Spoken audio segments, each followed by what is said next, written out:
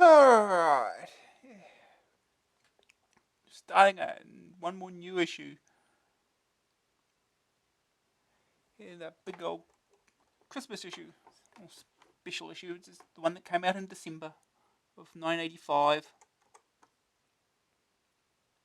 I think we might just have a look at the games that are on the cover tape. It's their first cover tape. Superb Kung Fu, superb animation, kicks, punches, chops, slow motion action replays, exciting two-player action, atmospheric music.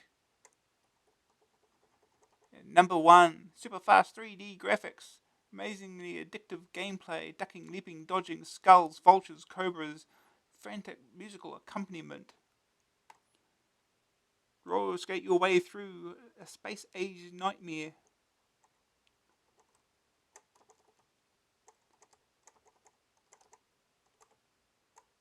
We played Hunchback and Hunchback 2, now you can play Hunchback the Text Adventure. No thanks. Here's what we've got to look forward to. 1985. Alright.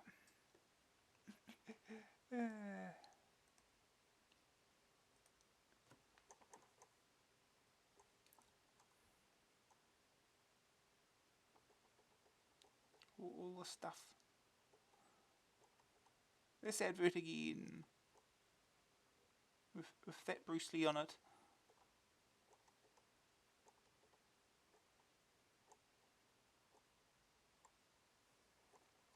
Dear readers, first of all, Merry Christmas. Second, a Happy New Year. Well, that's a seasonal goodwill out of the way. But now you should have taken in the stunning news on the cover. 2 previously unreleased Ocean games for next to nothing. Okay, so we had to put the price up for the occasion. But we're sure you'll think it's worth it. Bob Wade spent hours playing the 2 games, so they must be good. We'll see. I think you'll find the rest of this first Christmas issue of Amstrad Action pretty action-packed as well. They upped the price this. £1.50. Yeah, okay. Yes, they did. We think you will find the rest of this first Christmas issue of Amstrad Action. Yeah, obviously that. We're bigger than last month because we've got some extra special festive treats, stacks of maps, an exciting computerized board game, some predictions on what might happen next year if pigs could fly, and a review of the DK Trunks memory expansions. As if all that weren't enough, there's extra space for the regular reviews, adventures and letters, and don't read it all at once, or you might need all the Alka-Seltzer. The AAT will be taking a short Christmas break to recover from the wild festivities here in Somerton, but normal transmission will be resumed early in 1986. See you then.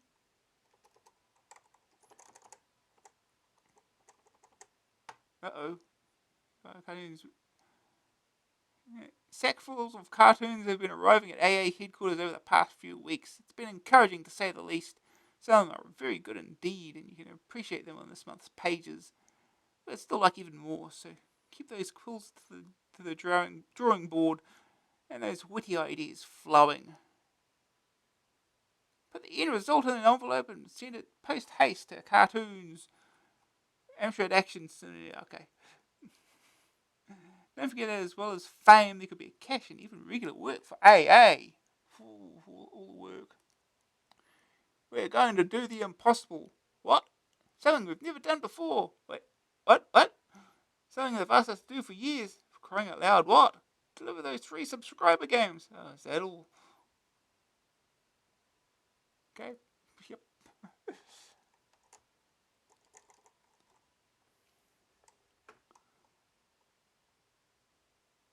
Mystery Reader Part 3. Huge increases in sales have been reported by our spies in the Somerton area. Issue 3 has been purchased by at least 4 people. But the mystery continues. Who are these people? When and how will they make themselves known to us? One theory is that Bob Wade bought the lot, just to cheer the rest of us up. But that's been discounted. He's far too mean. So come on, you Somerset Arnoldians. That's a word. Show some loyalties. some AA team spirit. Write to us, make your presence felt. We're dying to hear from you.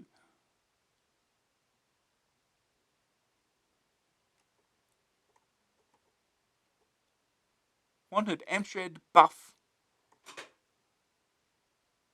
Yes, we want buff.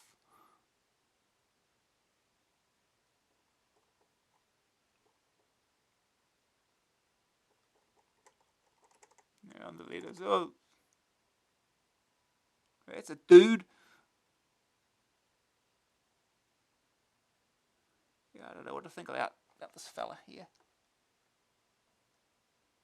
This little fella.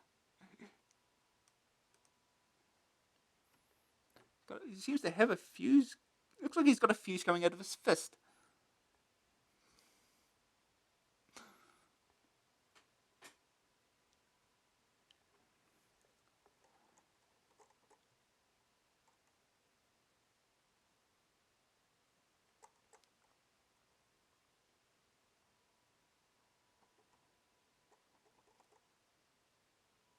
The review. I like the way you keep doing your ace reviews of software and hardware, so I've compiled my own review on you. Graphics 74%, great illustrations and covers, not forgetting Toot, lots of humour. Sonics 80%, sounds great to my friends, and the pages make a nice sound. Grab factor 91%, it grabbed me straight away after the Cyclops eye hypnotised me. Staying power 87%, I'll stay with you, probably due to my subscription, and so will a lot of people. My rating 90%, best magazine out for the Arnold. Donald Sharkey, Scunthorpe. Great review, Donald. You say the nicest things, even if they are only the truth.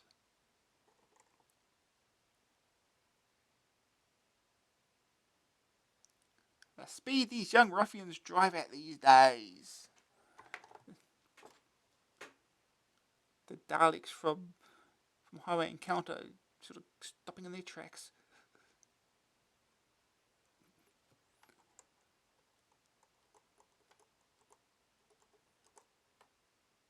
No more these dudes. Anti-Toot Squad. Say, hey, Coot, seen a toot? Yeah, off he runs. Not likely.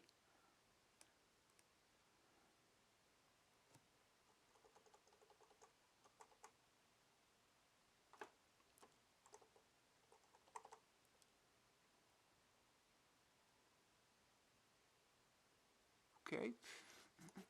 Uh,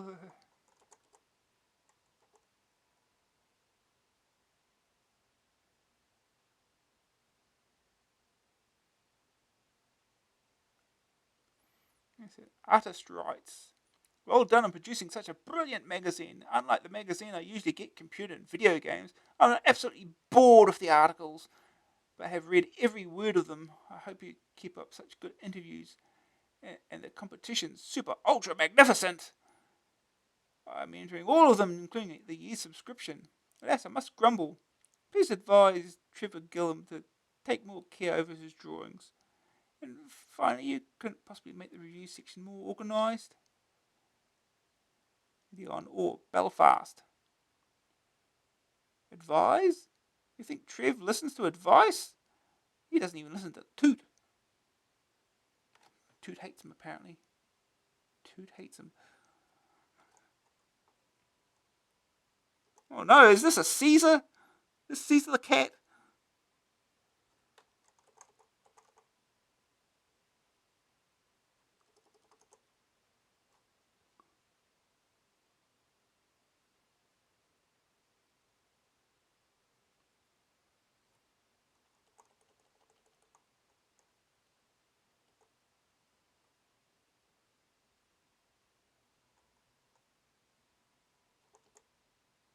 Yeah.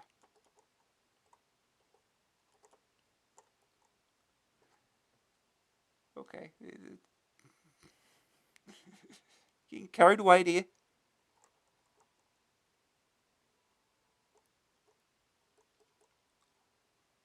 Shoot the Toot? What is this?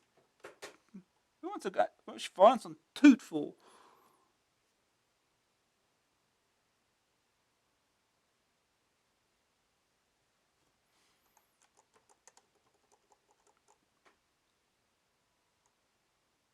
Who, me? Gee, no, guys, I'm just a local grocer.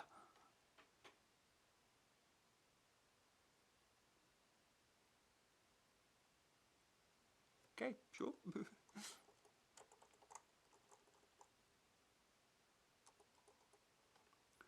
Oh, more toot violence. More anti-toot squad. Right, lads, boop the toot. Bloop. What in you, lad?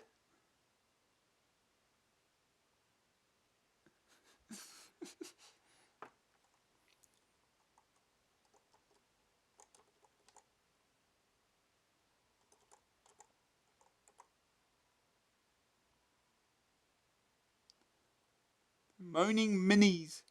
Will they ever stop? Moan, moan, moan, moan, moan. Is that all they do? Who I hear asking? CBC 664 owners, that's who. Every time I pick up a computer magazine, there they are, lurking in the pages, just waiting for a chance to jump out at you and have a good moan. Well, it's about time they stopped. I can understand their complaint, but do they think they are the only ones who have been disappointed? Because they are not. Did you hear 464 owners moaning because they missed £100 of free software? No. Did you hear 464 owners moaning when the 664 was introduced? No. Have you heard 464 owners moan because their machines have been devalued by £40 overnight? No. So come on, all you 664 owners, you've had your moan. Now it's time to enjoy your computer. Well, there is some great software around and some even better magazines to support you, i.e. AA. Thanks for a good mag.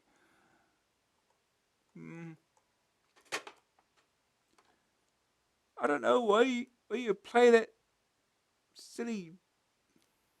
That is hard to read. Oh. I don't know why you play that silly strip poker game. You always lose. You know, the computer does not know that you're naked. It probably doesn't care.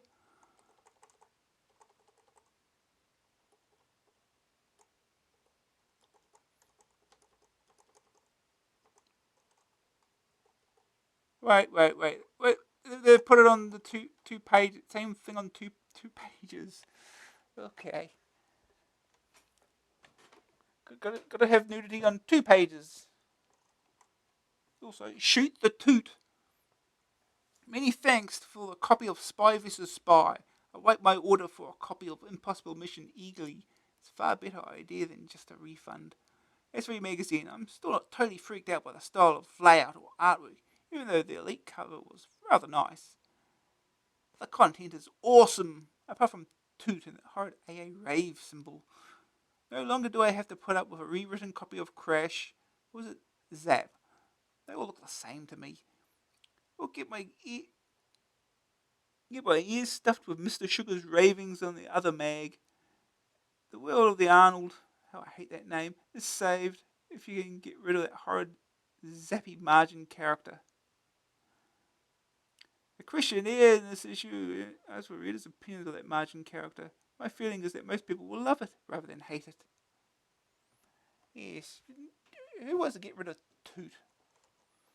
Fishy problem is they'd probably do about a year or so later.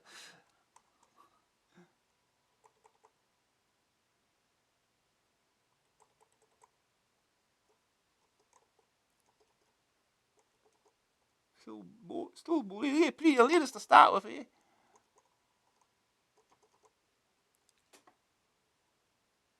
Oh no, the computer's talking to the joystick.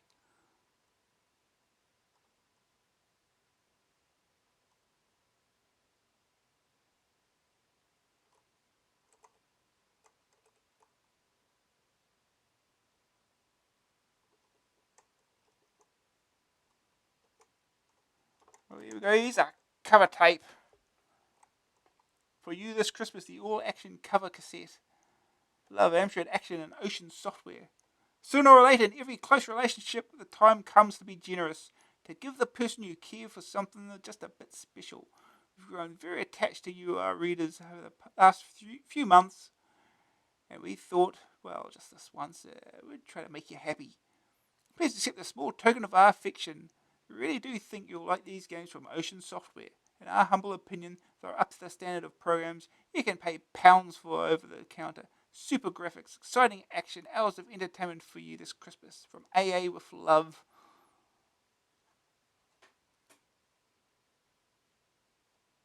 So start with Kung Fu. The scenario.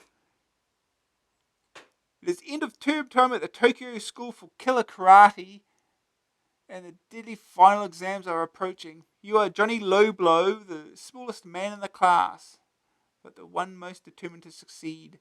The exams take the form of a ruthless fight to the death between the students. Those who survive will find themselves pitted against the feared and respected masters of the art, who are the instructors. You begin the battle against the weaker members of the school, but will soon find yourself up against very proficient opponents. You have 3 chances to get as far as you can, and when you finally perish, a coloured belt marking your progress is forwarded to your relatives. Beware, if you do well enough, you may even find yourself battling more than one opponent. How to play. You have 4 basic attacking moves: the chop, punch, mid-kick, high kick. These can be used to either wear down your opponent or to knock him out with a single blow.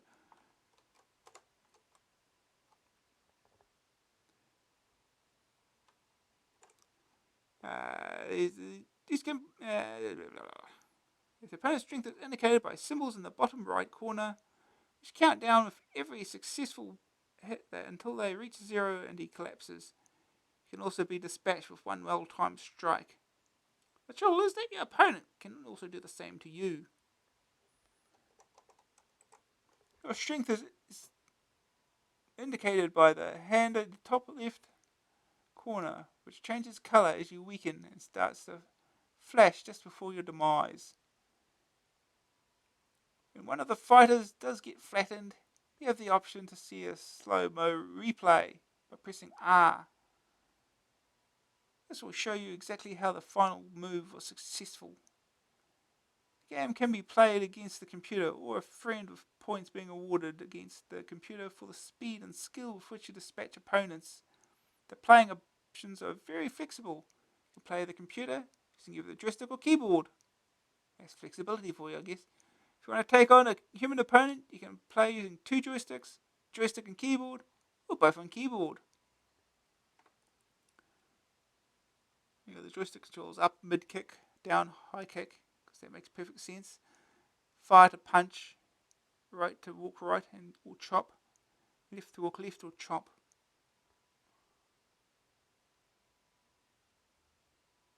You just have 6 keys for each of the moves. Makes no sense. Stick with the joystick, I think. Okay, we'll try these games. So let's get the first one started here.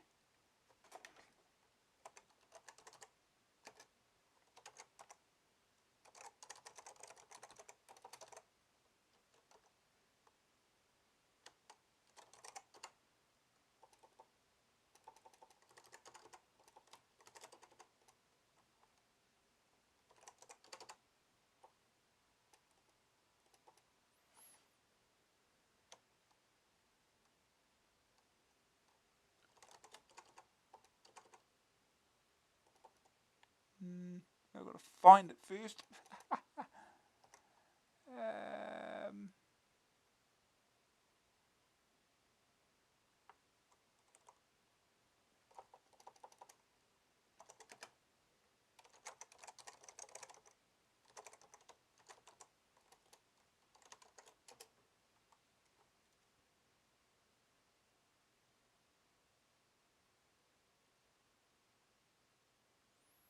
I know I have it somewhere. It's here somewhere. Should be better prepared, I think.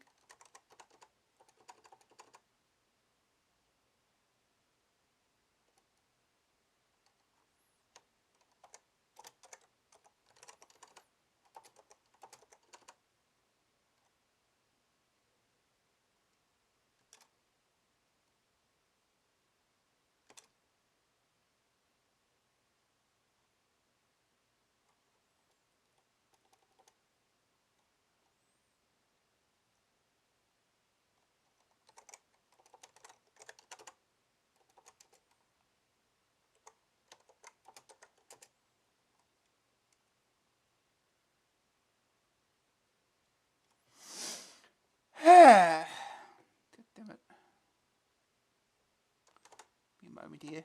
This is annoying.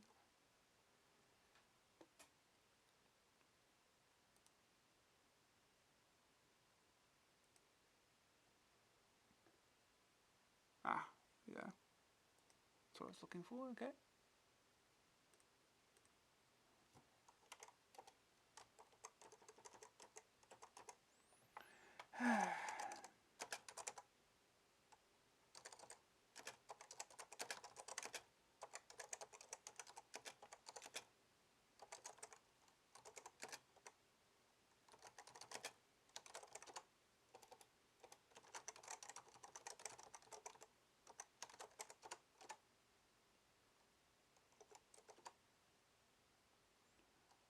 Okay.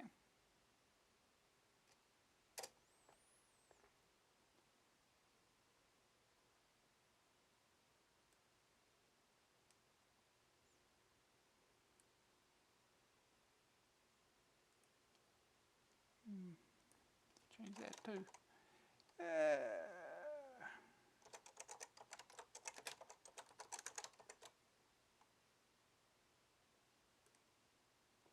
Okay. Finally ready.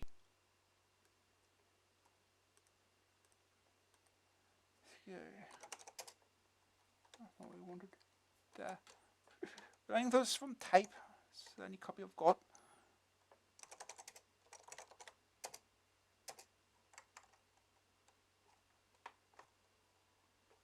Start the tape helps.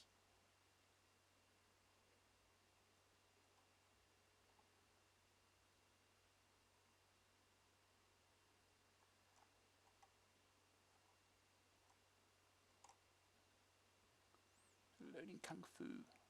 Yeah, there you go. There's your titles. There's a loading screen by Duke and Jonah. Whoever they are.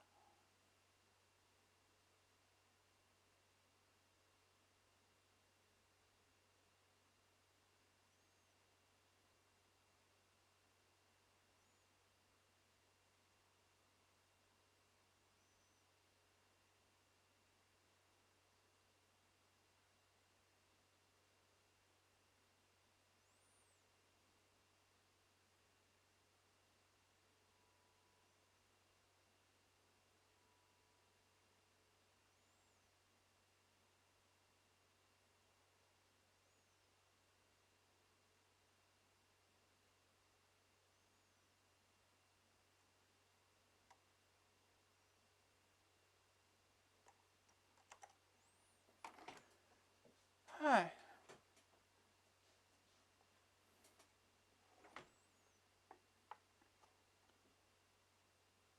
Okay.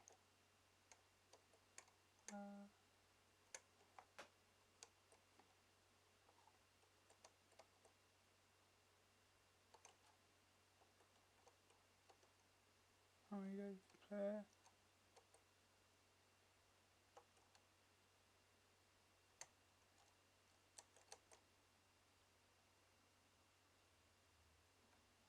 Assume this is right.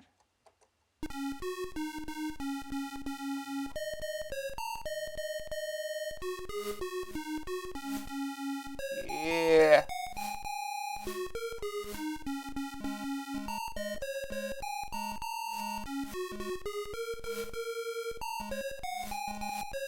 This is music.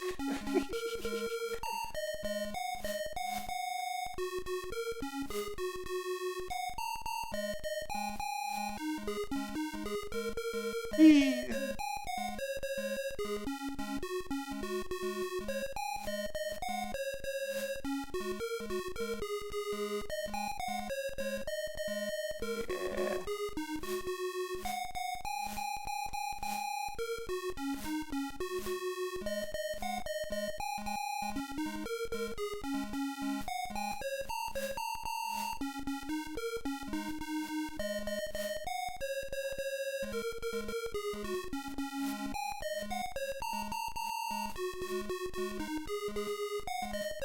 Oh. Ah, for replay. Go for it. Replay. First. Yeah. Ooh. Oh, right in the face. Score 0, high score 202.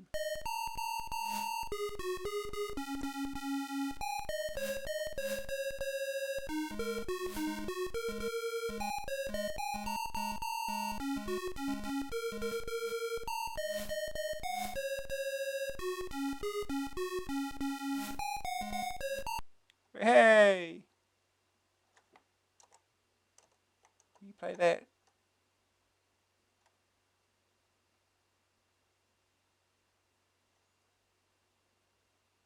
Walk up and big boot to them. Yeah. Score 23.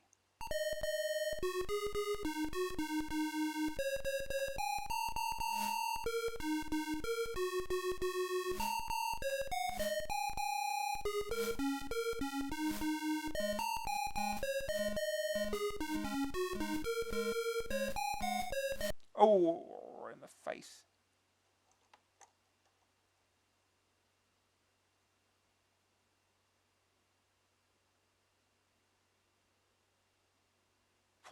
Just like that.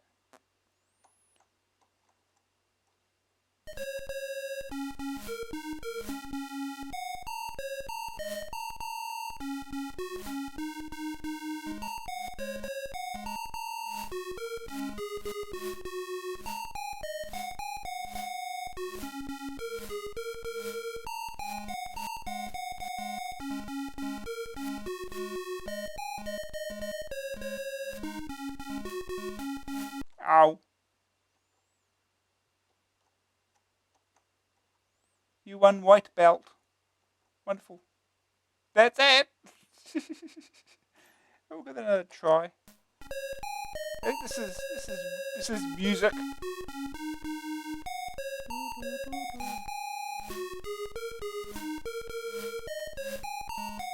Oh, you just walked up and punch him. There you go. Perfect.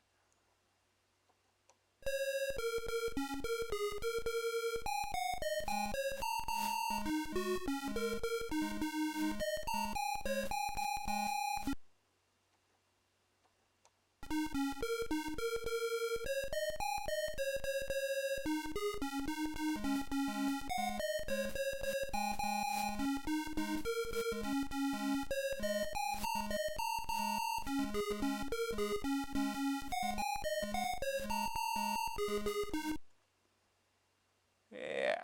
Punch. For 35 points.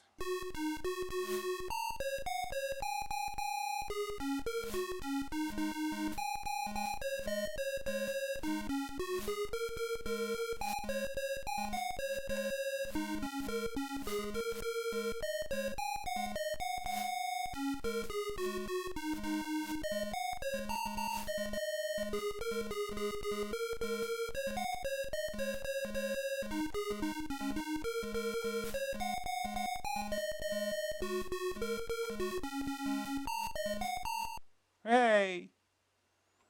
I have no idea what I'm doing. 41 points.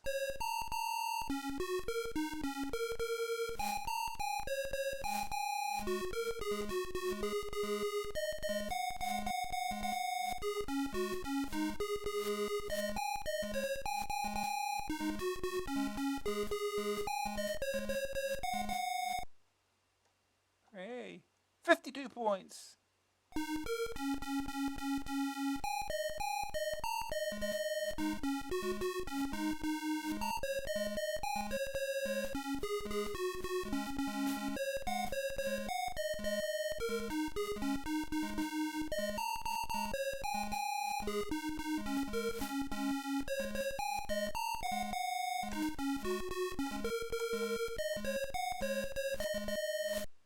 Hey. 60 points.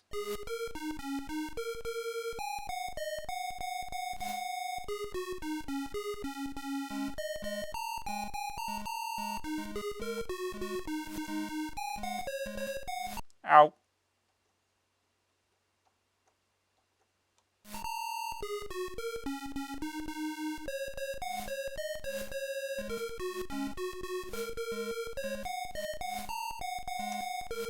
Hey. 91 points.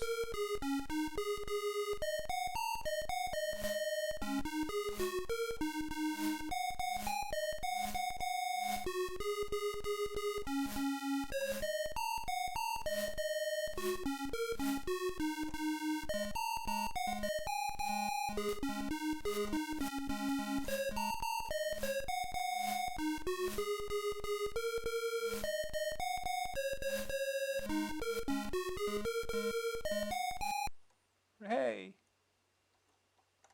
124 points. Ooh, got a different background. I'm on the right. We'll change.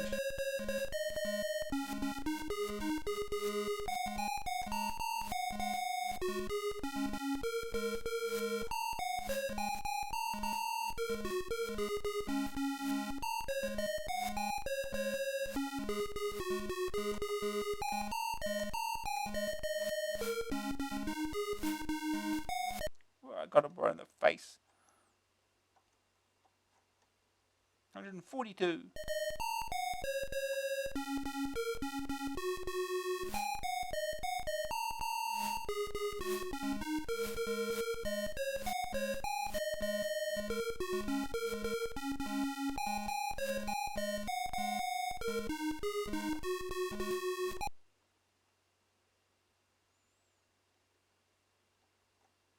$173. We beat the default high score on our last life. Probably not.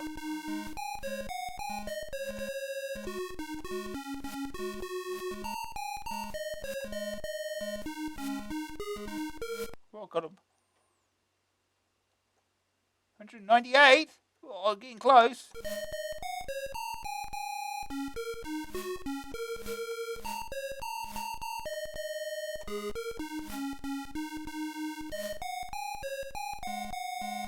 Oh, jeez. Well, never mind. We got close. 198. We won green belt. Okay, yeah. We get the idea of the game now.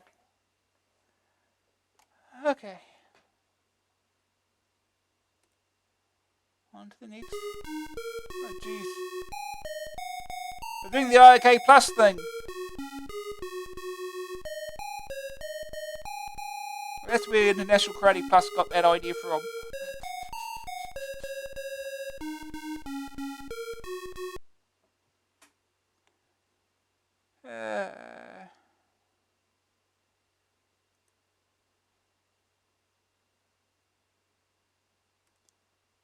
Okay. Look at number 1.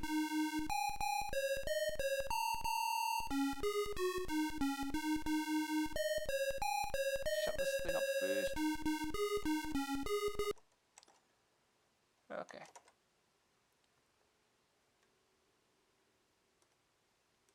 Okay, number 1. The scenario, you're the number 1 rollerball star, famed for your ability to survive the most deadly games. Now you've been taken away from the arena and given a new task that only your skills can cope with. A jet carrying a consignment of xylithium crystals has exploded over an army testing range, scattering them over many miles. The crystals are a vital factor in a new space propulsion device, and recovery is essential. The problem is that the Army's testing of various weapons has left the zone containing most of the crystals in a very dangerous state. Nuclear and conventional weapons have left the area highly radioactive and scattered with debris. The desert creatures have become mutated, and the ground has been blasted so many times that it is unable to support any vehicles. A single man moving at high speed and wearing radiation protection might just be able to negotiate the hazards and pick up the crystals, but even for the number 1, it's going to be tough. How to play. The action takes place against 3 different backgrounds and in a number of stages. In each stage, you will face particular problems as you try to collect 3 crystals that will take you on to the next section. The crystals appear one at a time on all but the first stage. And to pick them up, you just have to skate into them. The difficulty is in avoiding not all the hazards that appear in the ground. The difficulty is in avoiding not all the other hazards that appear on the ground. Okay. You can skate to the left or right, although you have to plan ahead since you don't move sideways very fast. You can also jump and duck, which is necessary to avoid objects when you're in a tight corner. Vultures and spinning coins have to be ducked under or sidestepped, while horizontal bars and other ground objects have to be jumped over. Direct hits with a skate or your head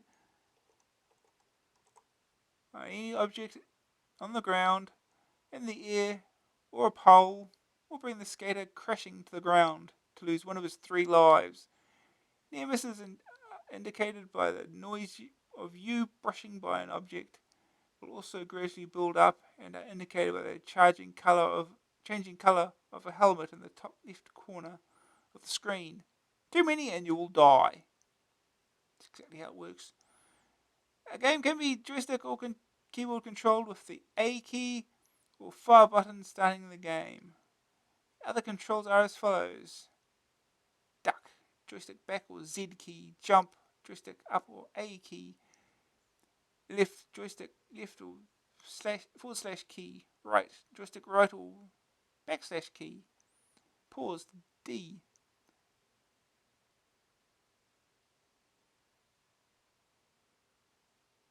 So there's no firing, no shooting on this, no fire button. At the end of the stage, you will flick to the score screen. To start the next stage, just move the joystick or hit a movement key. The score is determined by how fast you can pick up the crystals in each stage, but remember it is better to play safe and stay alive than to go for the difficult crystals. Another thing to watch is that when a crystal disappears off the screen, it will immediately appear at the back again. So you should just be able to spot it and home in on it. We've got high score chases for these games as well, because everyone really wants to be playing these. Okay. Start this game, I guess. See here.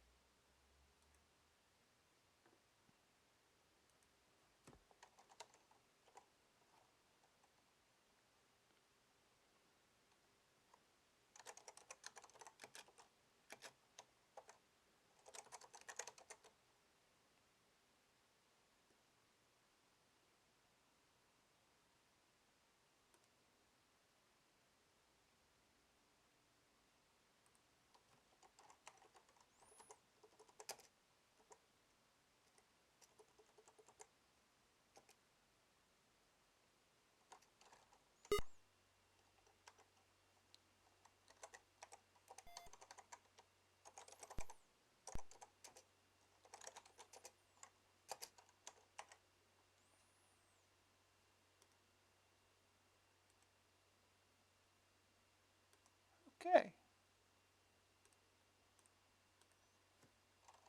Now we speed this up. Loading number 1.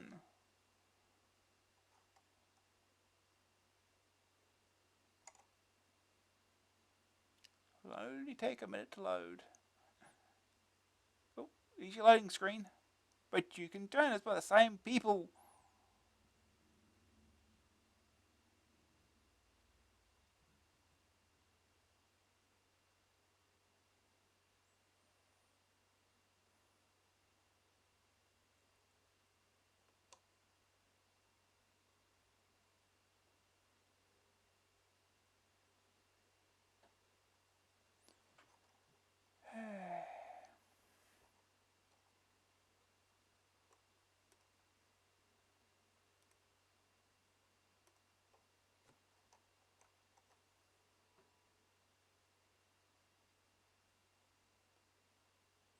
Yeah, we're nearly there.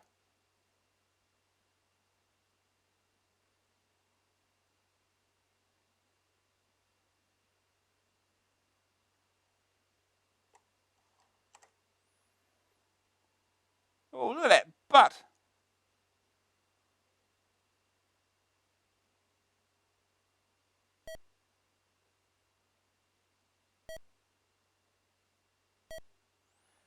Right.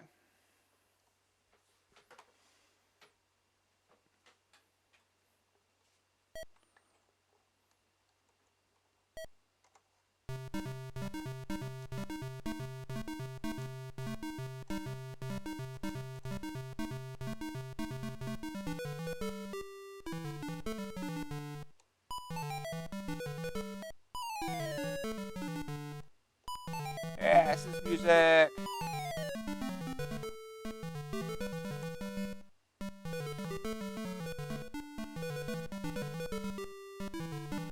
How are you supposed to see anything in front of you?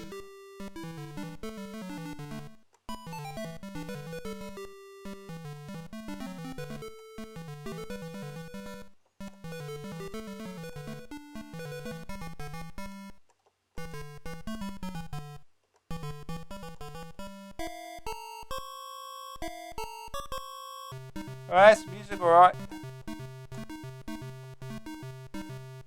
Nope.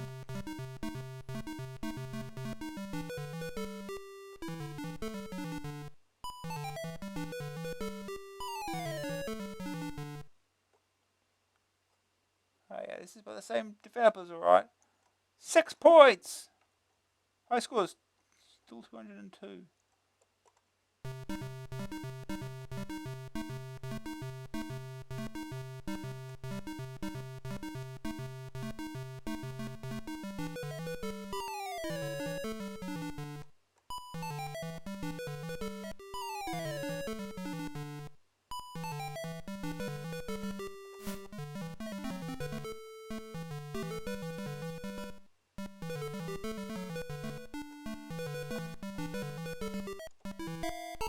Oh.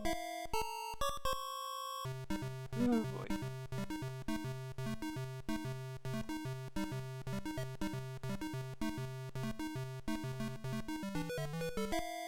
Ow.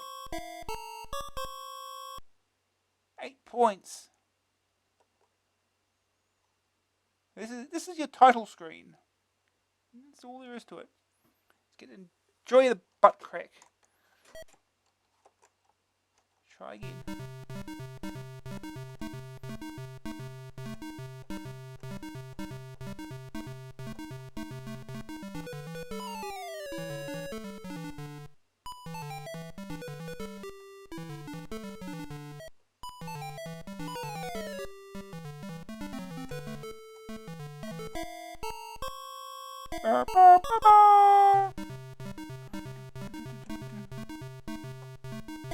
And we...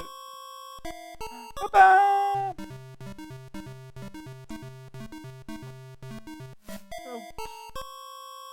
Ah, that went terribly. 1 point. Try it again.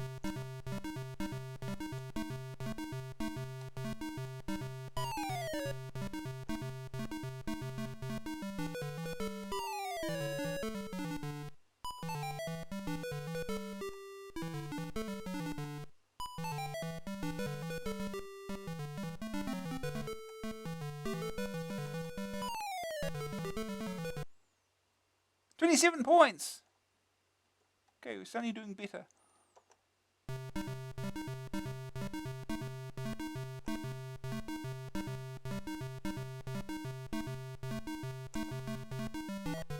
Oh.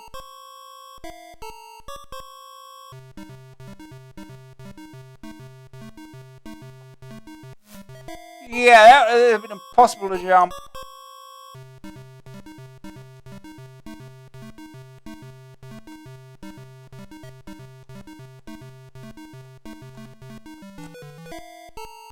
Yeah, I jumped too late. 29 points. Okay, this is at least a bit more enjoyable than Kung Fu, I guess.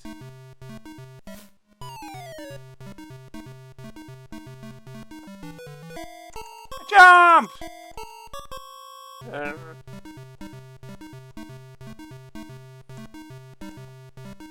come on.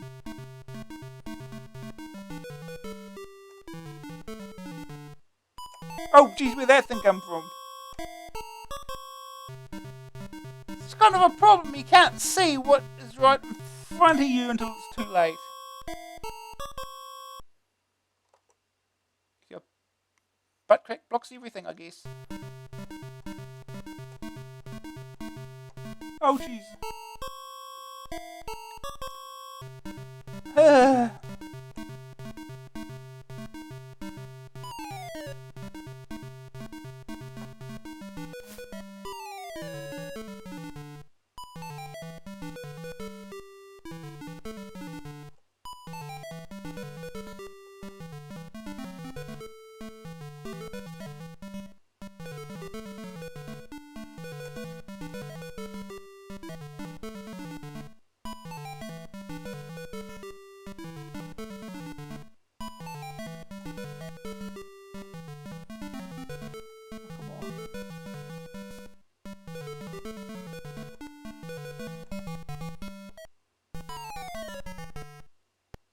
Okay, 13 points.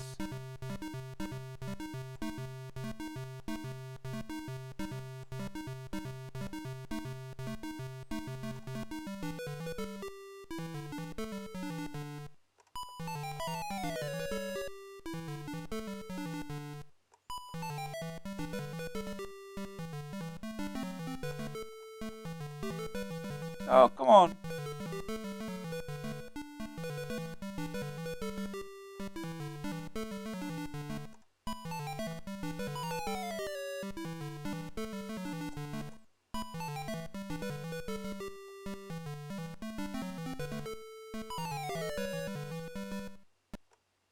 Okay, 33 points.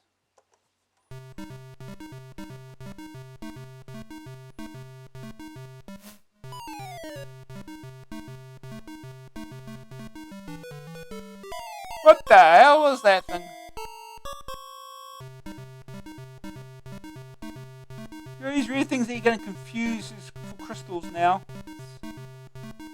Wonderful.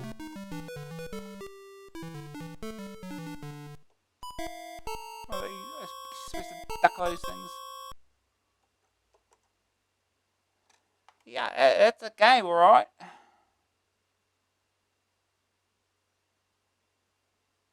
Okay. Enjoy the butt crack some more. You can get on with the rest of the magazine, get on to the reviews. Alright, let's continue on.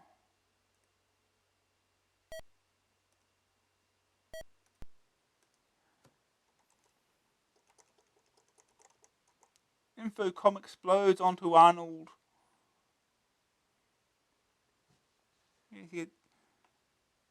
The programs being ready. Zork 1, 2, and 3, Sea Stalker, Planetfall, and Redline.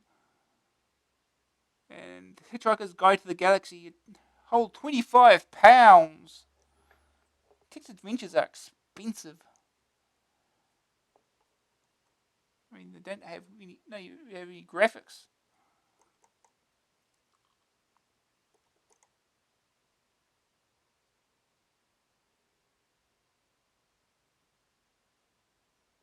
Well, this is a January 86 issue, I guess. Gem of a graphics prog. GM Software's shape and sound effect generator. Excellent. Make your own role in games now. Gunfight and Nightshade and Cyberrun. Wanted Dead or Alive.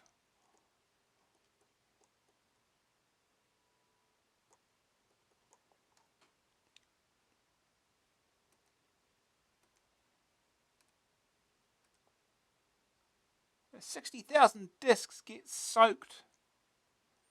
Amstrad have been trying to play down the significance of reported shortages of the 3-inch discs which are used on Amstrad micros. One senior company figure told us the whole thing's been blown up out of all proportion. He said a sudden surge in demand for the discs by software houses has caused a slight temporary shortage. But these were not a major problem. Sure. The shortage, temporary or otherwise, has caused some distributors problems in obtaining disc versions of Amstrad games. even those from Amsoft themselves. Cyrus 2 chess, for example, was in very short supply during most of October and November. Since no other micros uses the disk, software houses and others need to buy up large numbers of them for duplication. Have to rely on supplies imported from the Far East by Amstrad themselves.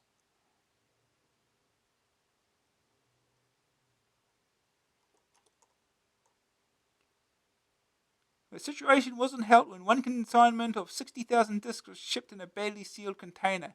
Apparently they came out dripping wet and ruined. We dried them out, but they still wouldn't work, commented an Amstrad executive.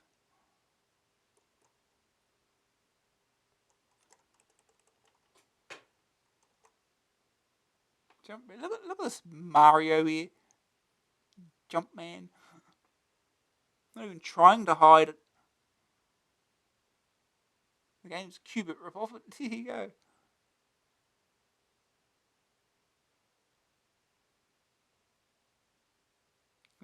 Blaby.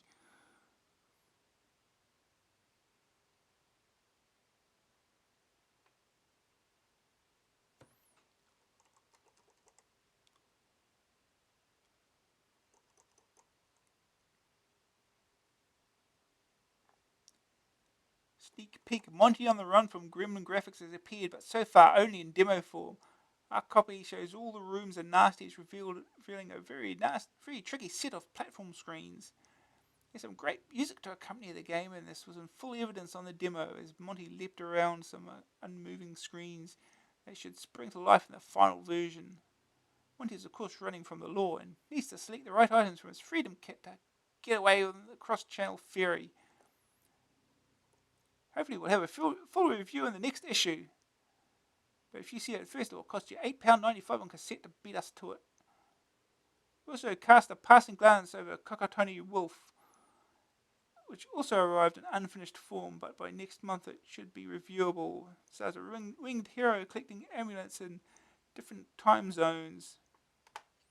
Now, I don't think that got released early. I think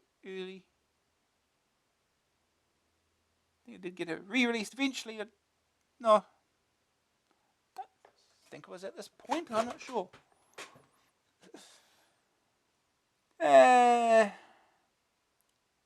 The Mastertronics Master. Following requests from hundreds of AA readers, well, we did get letters from 2 people, we've managed to track down rising star Stephen Curtis, the programmer of the chart-topping Mastertronic programs Non-Turquoise and Soul of a Robot. They were his first big hits in 2.5 years of programming for software houses, and could be the start of still better things. Stephen, who's 22, told us that they were just the first in a series of 21 games to be released over the next few years. 21 games, huh? Here are, wait for it, exclusive details on the next title, The Human Harvest, as described by Stephen. The game is set in planet groups. Each group consists of 42 different planets and 2,436 screens, so the total number of screens is 9,744. Movement between planets is via rockets. There are many hazards to look out for, e.g. manic droids and puzzle elements.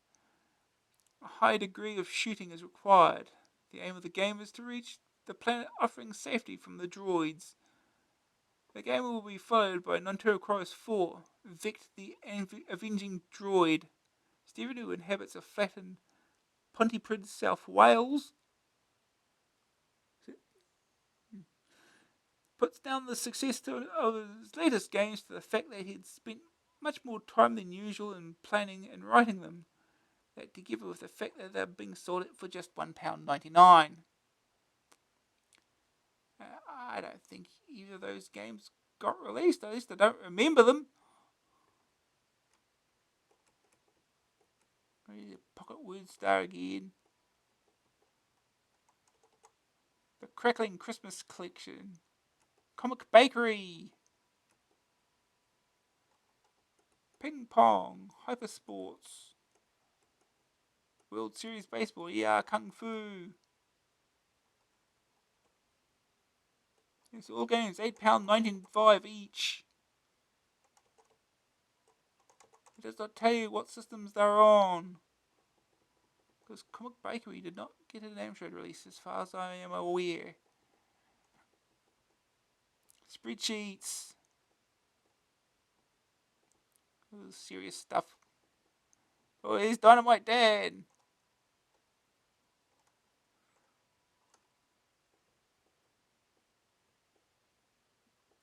All this more serious stuff. Boring.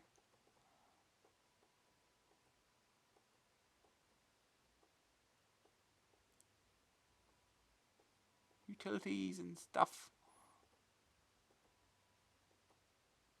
Spell checkers, something they could use. They obviously clearly do not.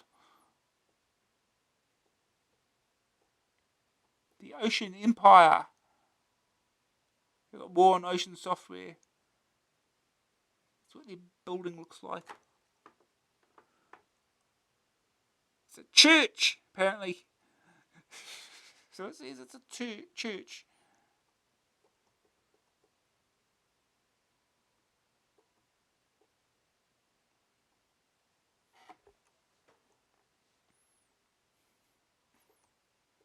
These very, very clear photographs. Design your own graphics. It's a program to do it with. Type it all in. Have fun. Offering rewards for basic listings. With £50 to £100 even. Alright, we're finally getting to the review section. These are a list of games. The first one we start with is Chimera.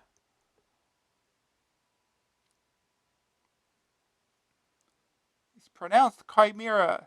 This oddly titled game is an arcade adventure set aboard an alien spaceship. In both scenario and appearance, it is reminiscent of Alien 8, with a similar little robot who trundles around a 3D ship, trying to initiate a self-destruct sequence and then escape before it explodes. Self-destruct is initiated by a 4-stage sequence.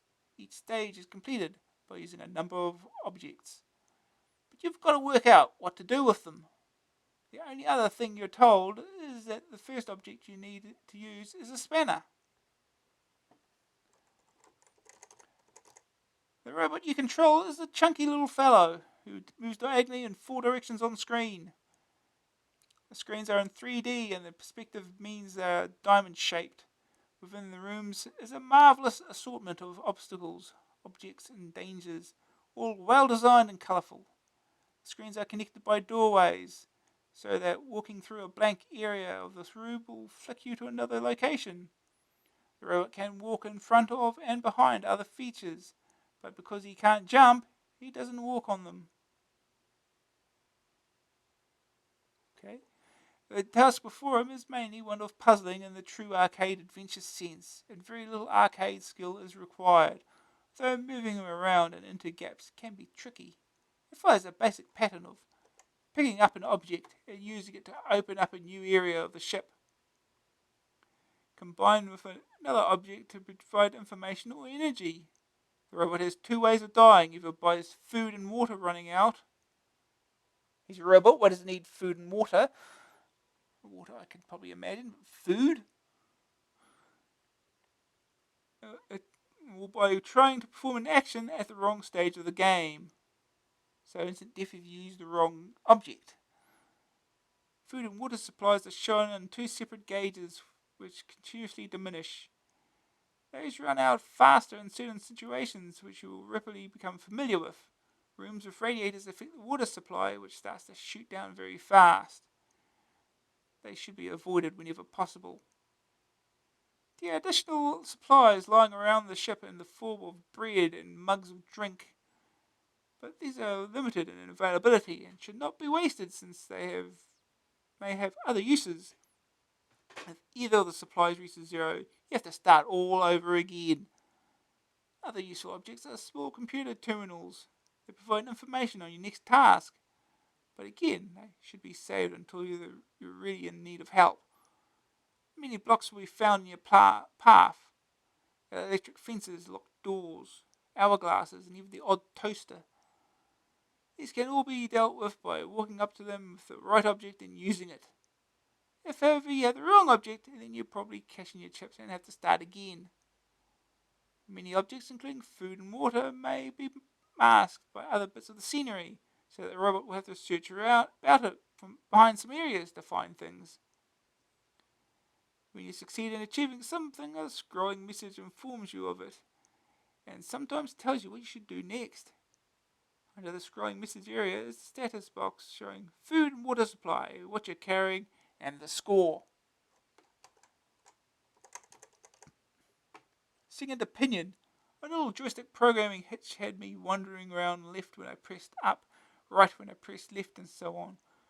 But once I corrected that, I found Chimera to be a very classy game, and excellent value at the price. It really does require some powerful deductive skills to figure out just not just what objects do individually, but in what order they are most effective.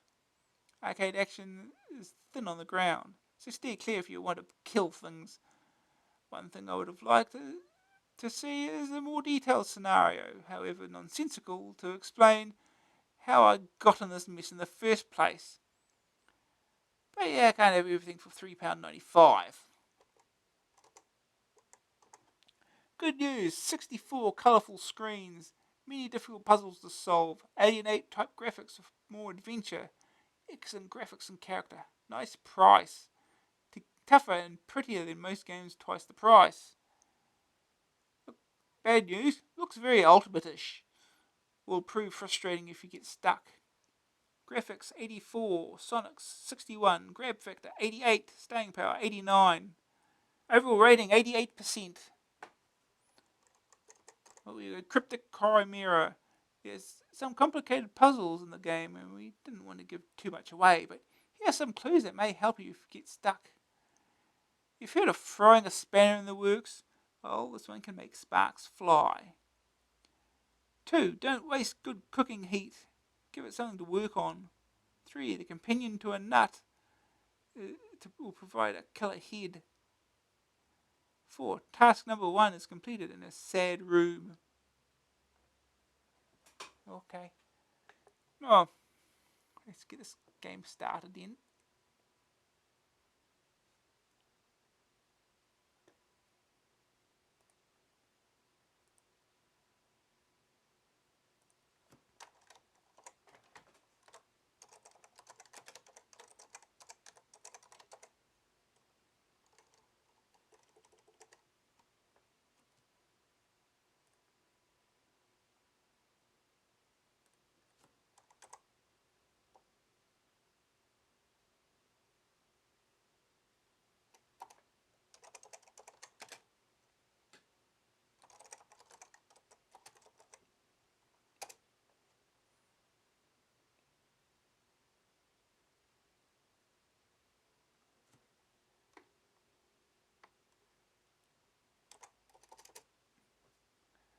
Choose the right option. Choose the right software that helps.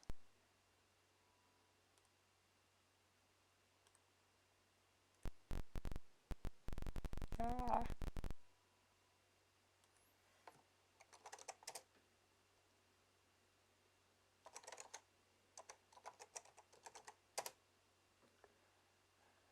Ay.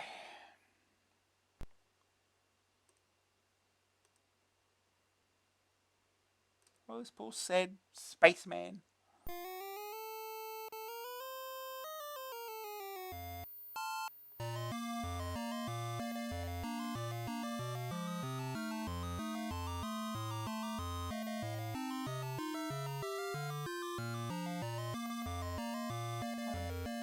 Set these keys up, down.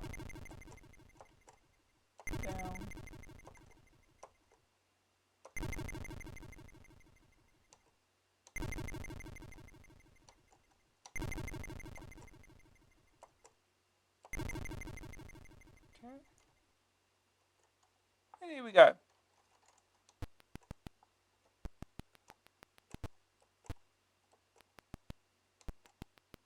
Who's in good positions?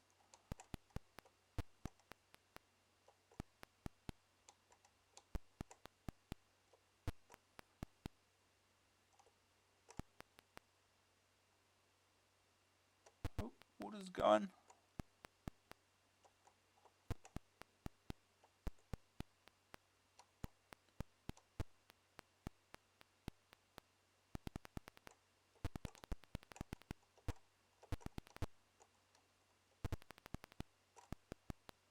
No fire button defined, so there's no shooting anything.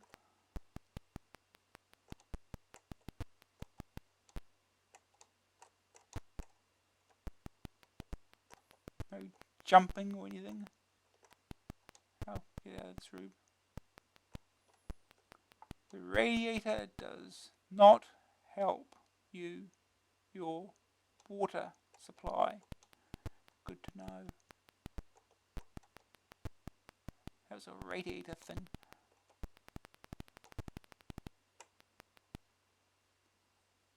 I have no idea what I'm doing here.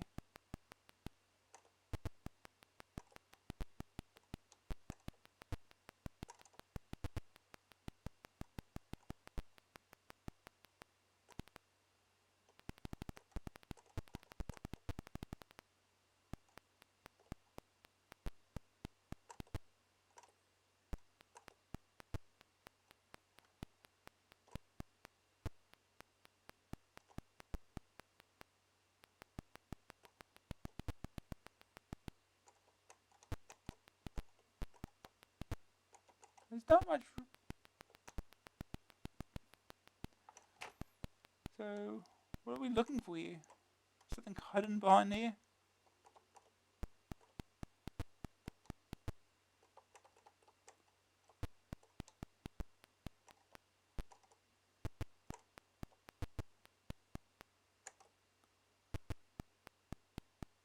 Got things behind the scenery too, apparently.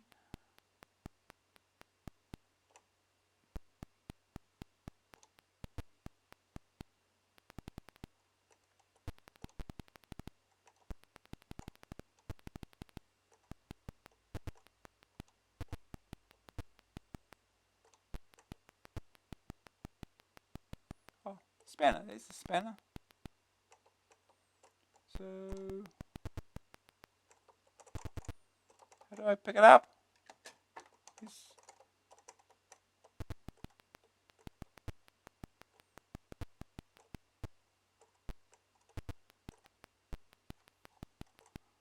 So what do I do to pick it up?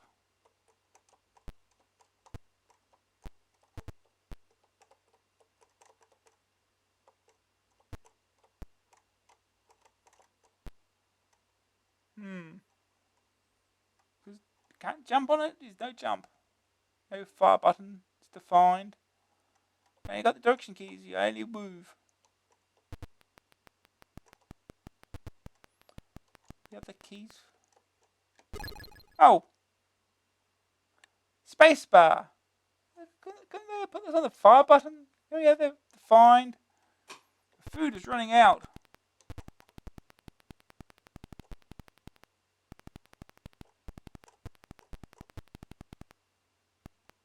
Okay, we've got the spanner.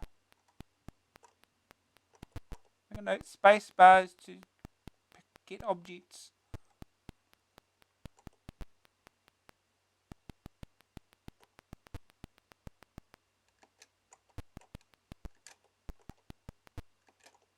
I can't use it there.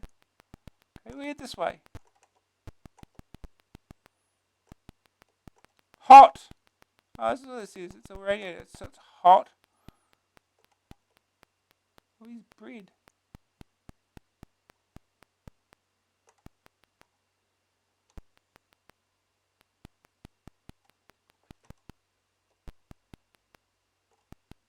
Hot.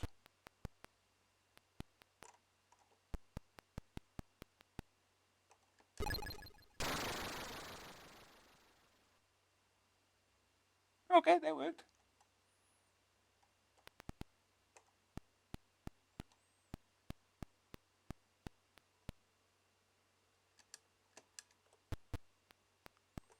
You have eliminated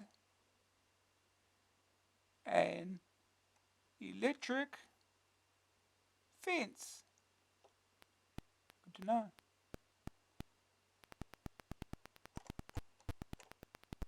Let's try this. radiator up there.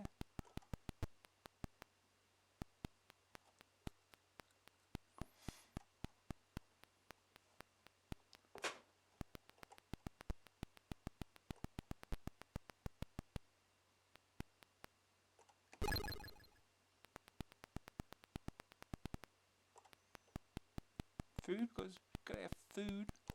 Ooh, robots need food to survive, right? It's normal.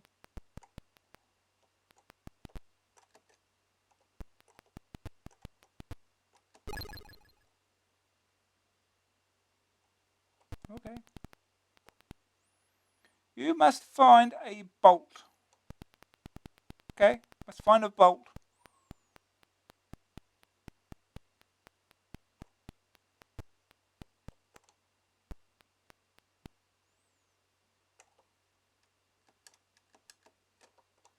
Cannot move in here. For reasons. We're going to find a bolt.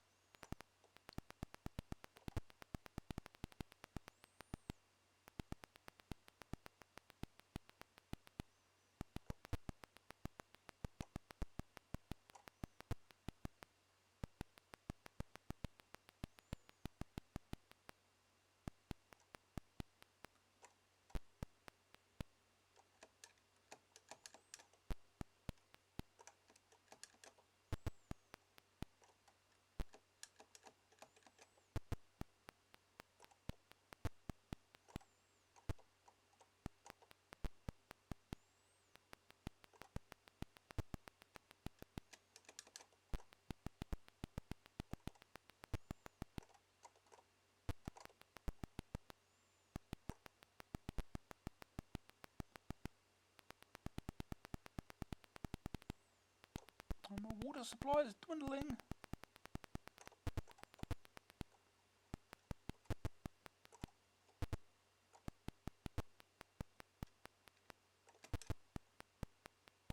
My water's fading.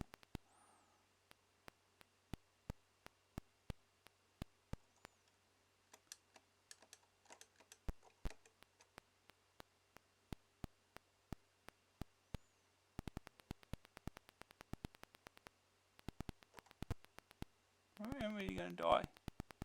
This is another radiator room. Bang! Dead. Due to an oversight or miscalculation on your part, you are now dead.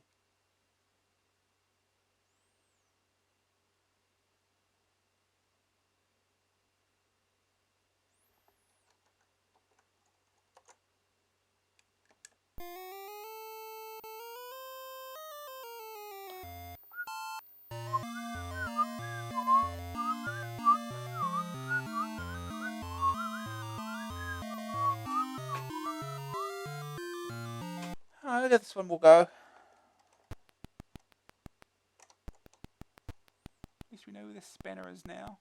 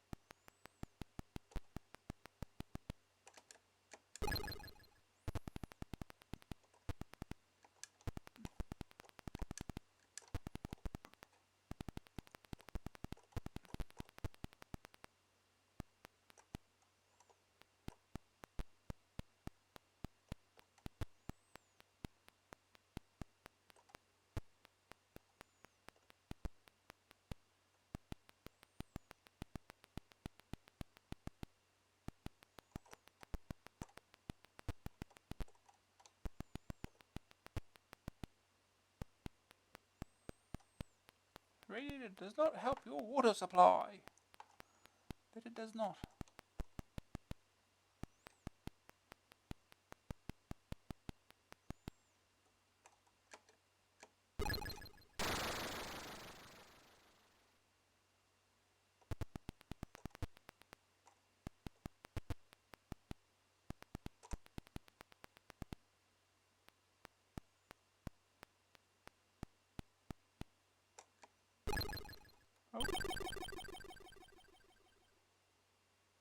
found what looks like a rocket, missile or something.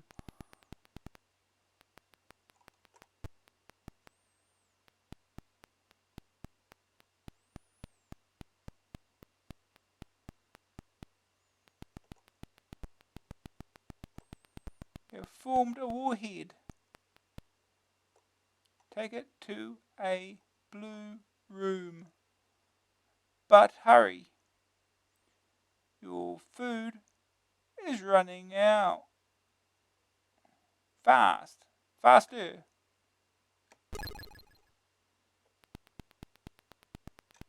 Yeah, thanks for telling me that while you make me read it.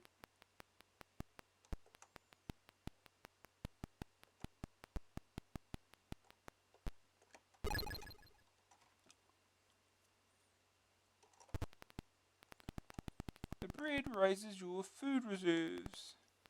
Really, I would never have guessed. Must find a bolt.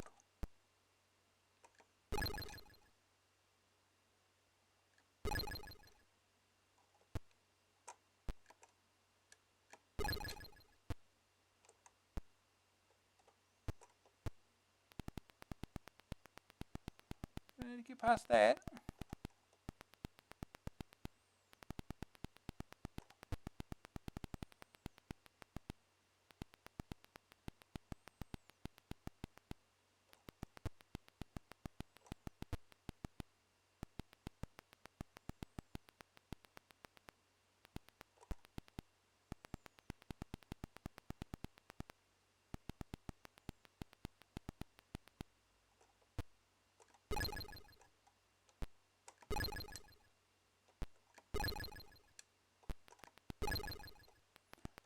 Blue room. I'm gonna find a blue room.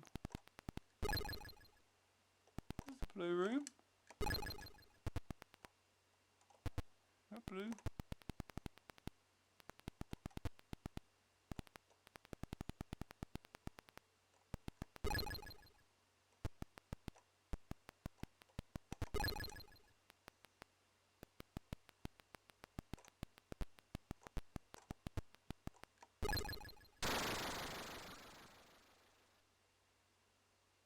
Due to an oversight or... Okay. I did because we tried to use the warhead on whatever that thing was.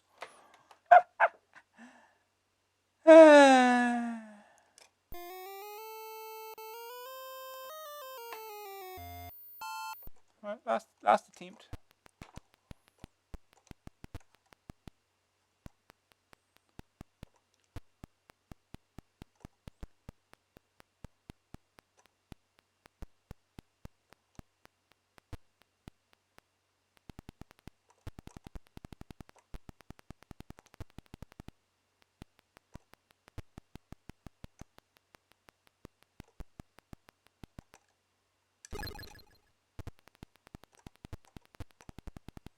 You found a spanner.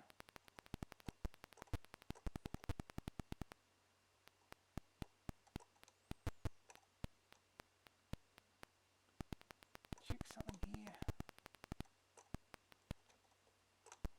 What is this? Now that I know how to pick up things. Ah, it's a drink. Drink did you good.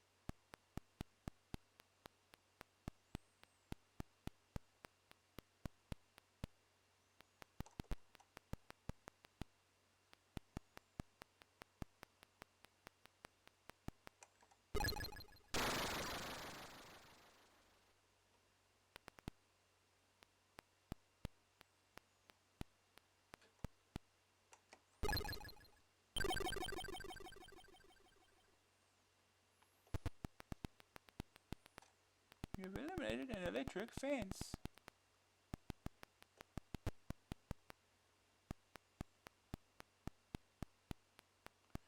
have formed a warhead.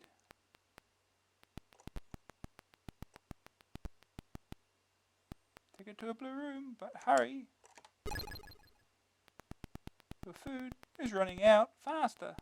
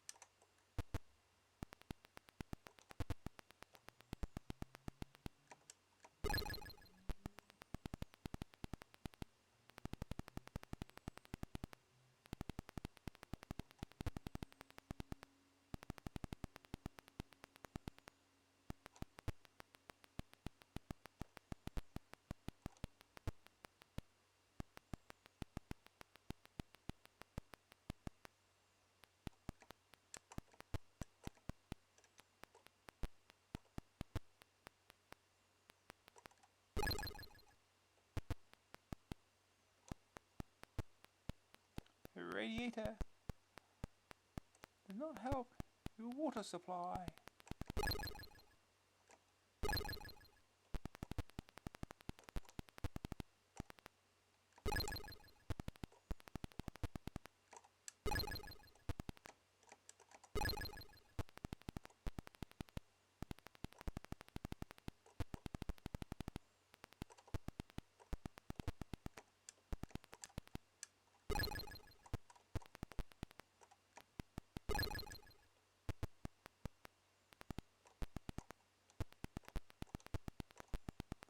Okay, so where are we supposed to take this warhead?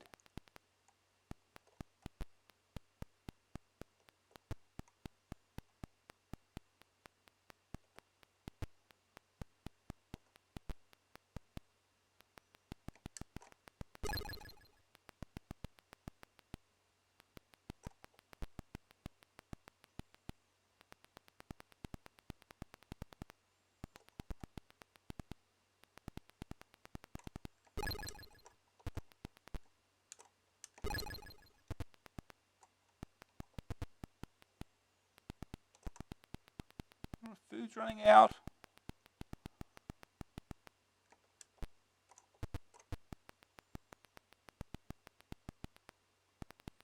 Well, yep, out of food. Our robot's starved to death.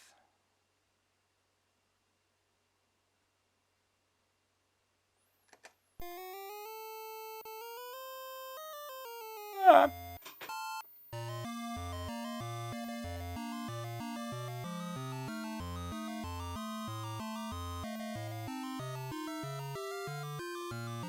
Alright, move on to the next game now.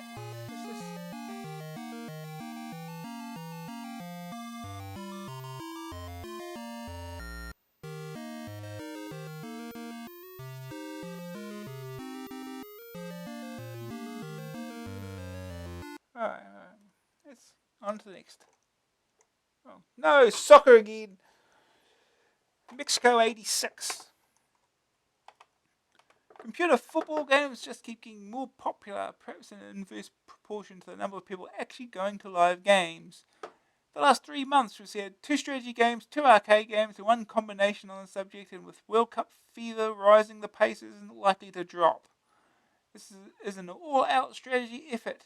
It certainly isn't aimed at the pretty graphics end of the market, but as the programmers put it, the intelligent adult. It comes in a twin cassette pack with 1 tape for the qualifying games and 1 for the finals themselves, for which you'll need a saved game from the completed qualifying section. The game arrives accompanied by a letter explaining some details and philosophy behind the game and a detailed instruction booklet with plenty of background information and suggestions. The game can be played on 5 difficulty levels and with varying levels of complication in your job. You don't have to worry about money in this game, just which 11 players to pick for each game, where and how to play them. The qualifying tape includes 5 friendly matches followed by the qualifying tournament. The game begins with decisions on various levels of skill and features. There are 5 skill levels, 3 of which give you an advantage, one even, and one where you are at a disadvantage. You next have to choose one of 3 dimensions, which determine how much care will have to be taken when choosing a team. Dimension 1 will judge players purely on whether they are goalkeepers, defenders, midfield, or attack, whereas 2 will introduce a system whereby a player's suitability for playing on the left, right, or centre is considered. Dimension 3 goes even further and analyzes the blend of a team's skills to see if you have the right balance of goal scorers and goal makers. Injuries and short-term form changes can also be introduced, which will cause problems from match to match, since you never know when a player may get injured or have an off day. All that lot can make choosing teams extremely complicated, so start simple or you might lose 5-0 to Finland. You're given an initial squad of 16 players, all established internationals, and you can add up to 20 more at your choice.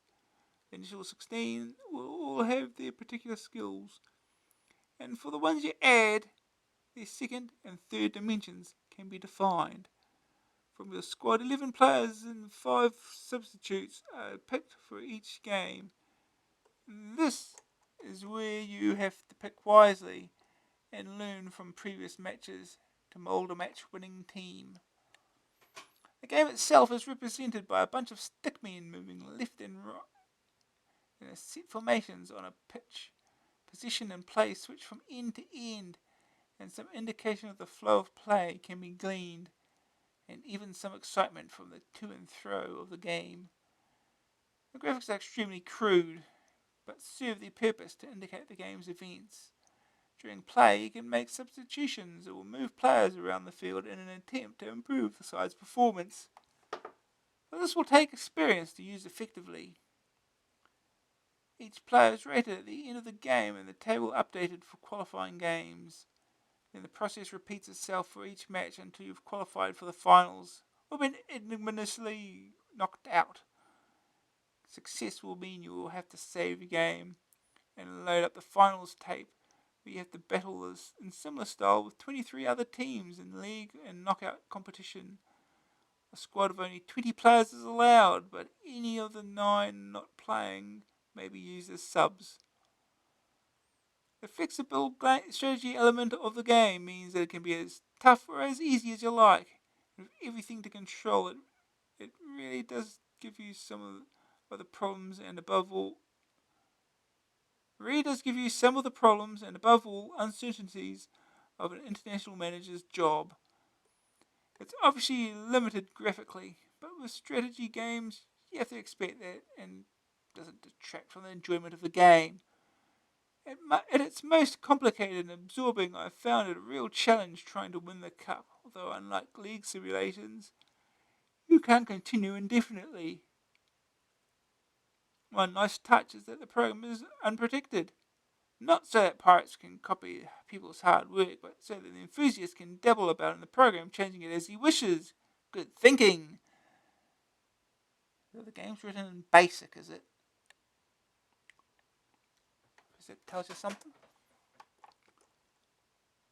It's only available by mail order. Second opinion. Bobby Robson could do worse than have a crack at this in his preparation for the World Cup finals. It's complex and demanding, not just mentally, but physically as well, given the time needed to play a whole game. The only major drawback is its uninteresting graphics. I think the game might have been classier without them. No graphics at all? Good news, a real challenge to a thinking football fan. Many definable features to tailor the game to your liking. Unprotected program encouraging you to alter it to your needs, in other words, cheat. Realistic simulation of the England manager's difficulties where picking players are unconcerned. Bad news, graphics aren't essential, but these stickmen do give the program a ragged feel.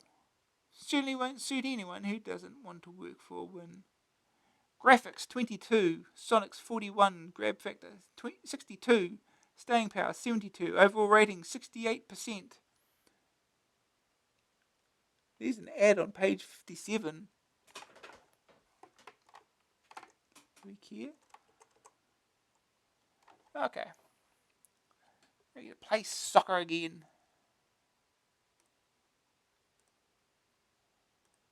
Okay.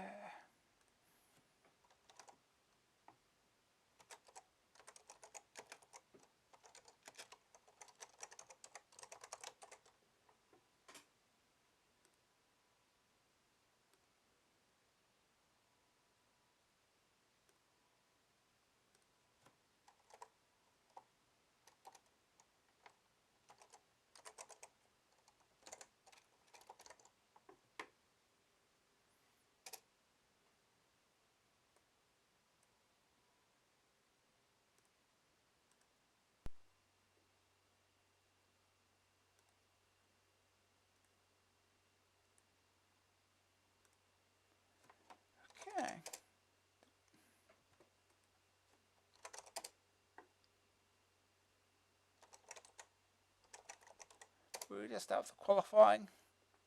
Here you go, Mexico 86. A World Cup management simulation. To load data. Choose your level. Novice, competent, pro, expert, or masochist. I think we'll be a novice. Choice of features. Defense to attack, plus left to right, plus player abilities. Just stick to the first one. Injuries. Yeah, sure, why not? See what happens. Oh, yeah, right. Got a shift in Y because it only takes uppercase characters, apparently. Form variations. We'll go no. Use formation variations again. Strength strong. Strength strong. Spacebar to continue. There you go. Two of them are hidden already. Haven't even had a match. No, we don't want to add players. A team sheet. It's P to see player screen.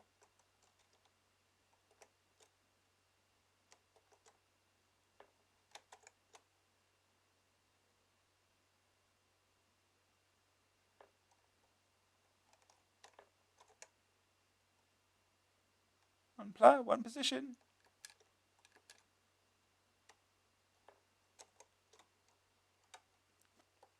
One.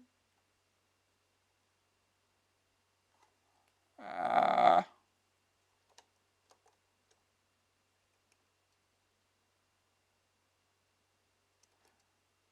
don't even.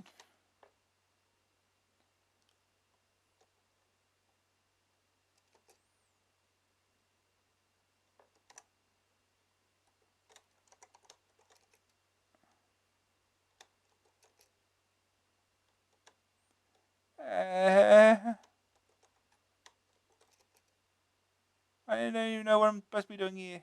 Player initials, I presume.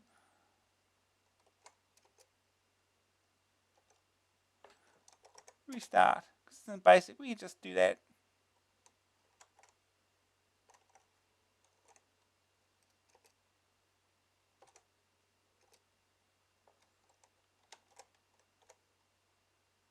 Strength's weak. We're all of a sudden we're weak now.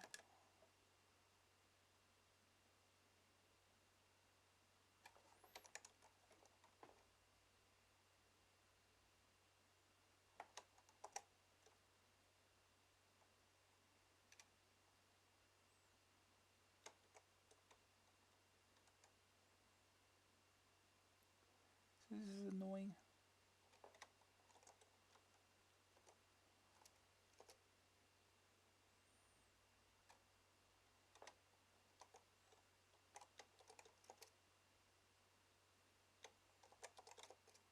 Okay, here we go. Just need the initials. So this is irritating to do it this way. Can we just number them or something and use that?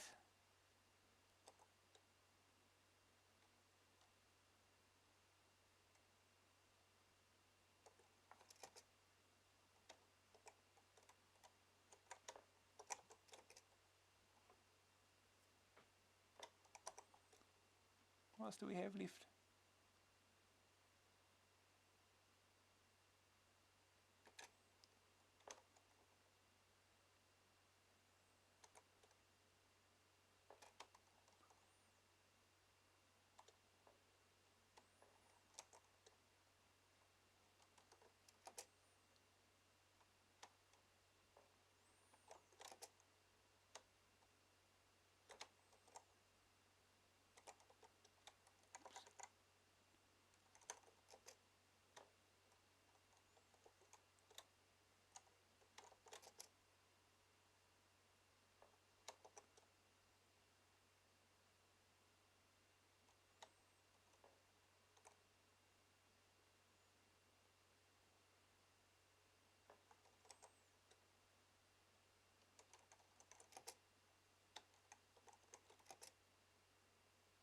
This is annoying entering things in this way.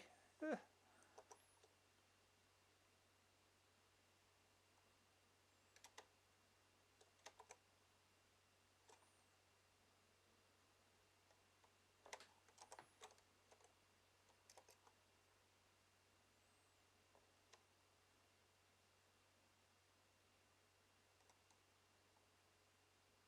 forgotten which I was going to enter now.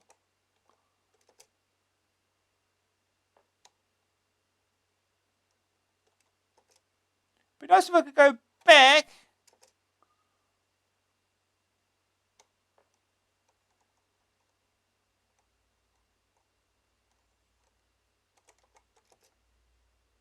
Oh, you can put the same player in different positions? That seems like a bug.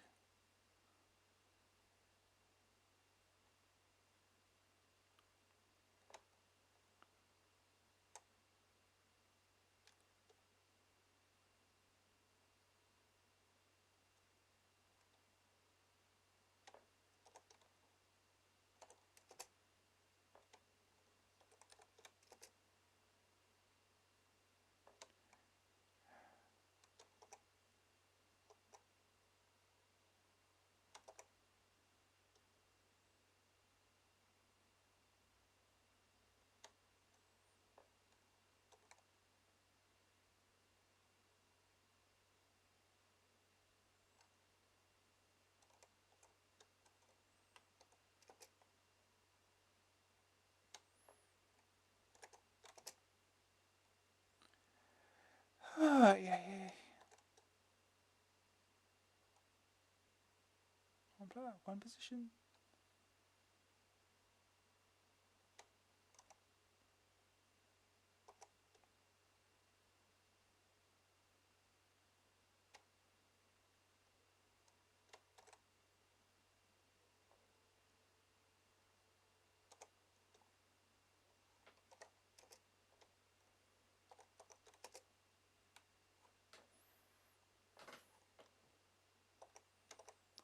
Oh boy.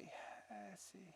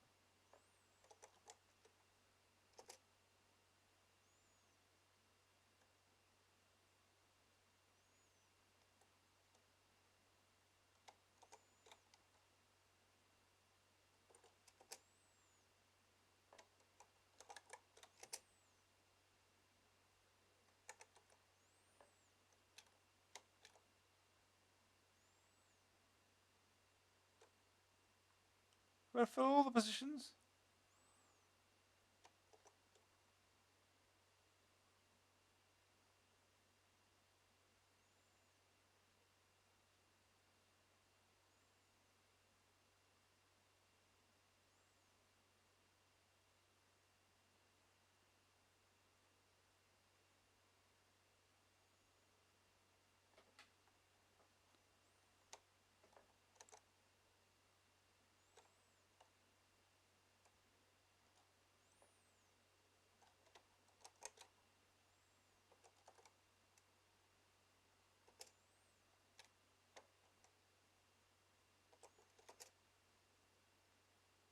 I've already done that one.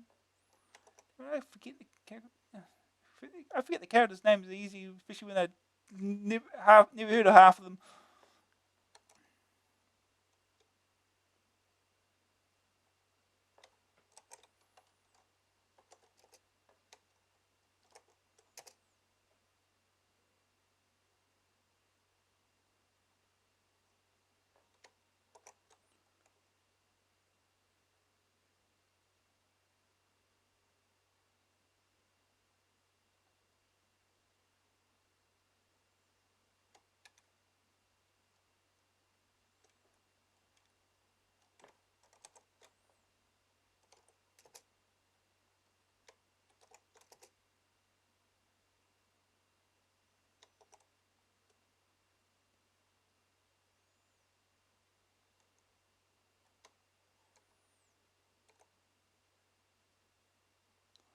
Alright, check that again.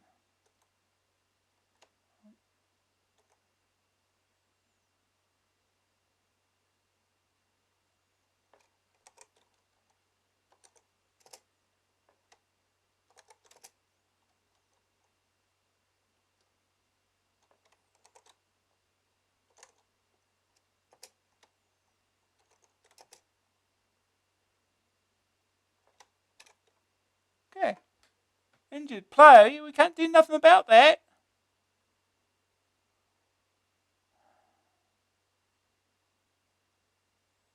Seriously, you give us 16 players to put in 16 places, and you injured 2 of them before we haven't even started.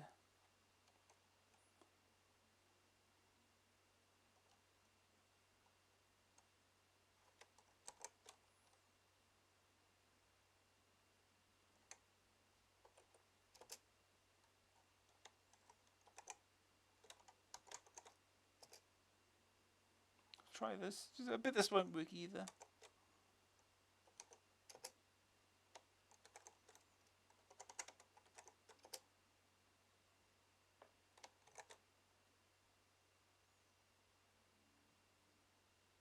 One player, one position.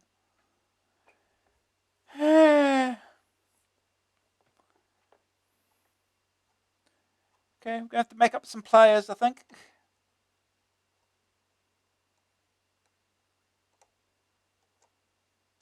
Oops.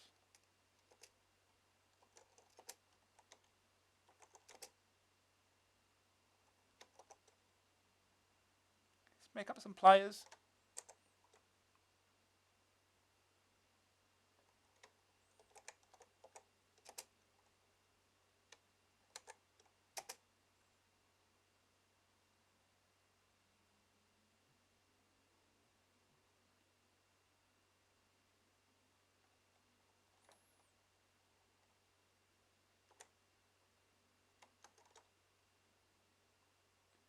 Go. And one more.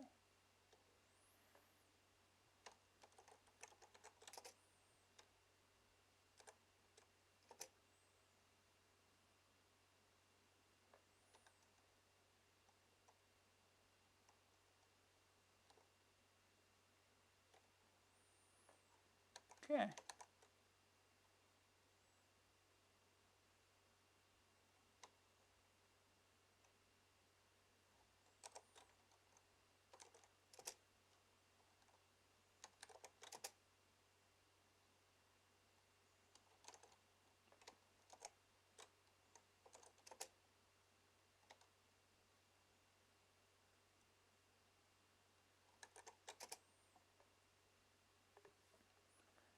Okay. Now do we get to go play the game now? Looks like we do. God, look at that crowd.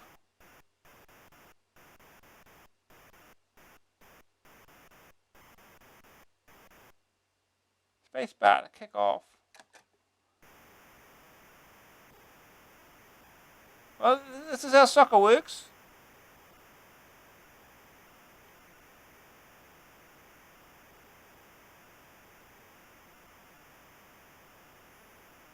Look at this action.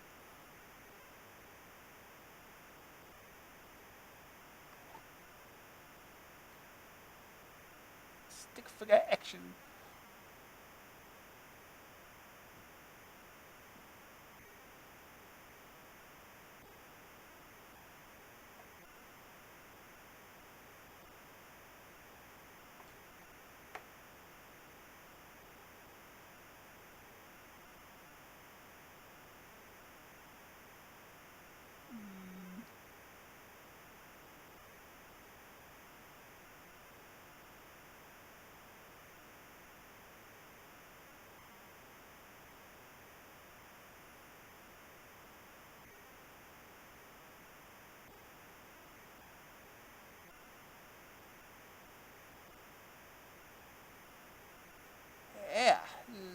exciting.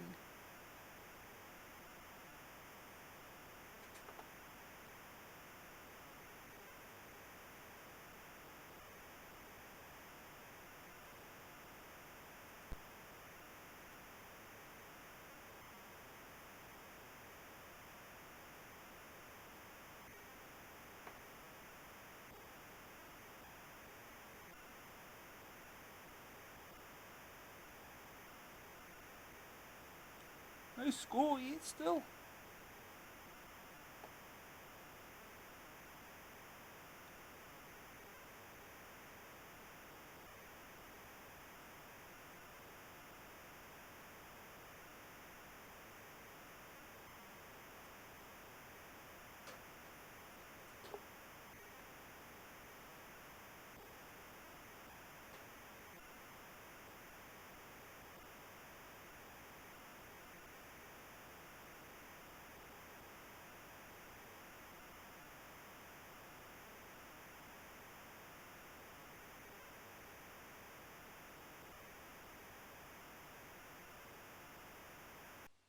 Okay.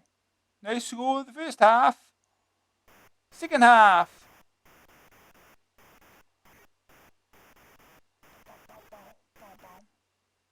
Spacebar to kick off. Off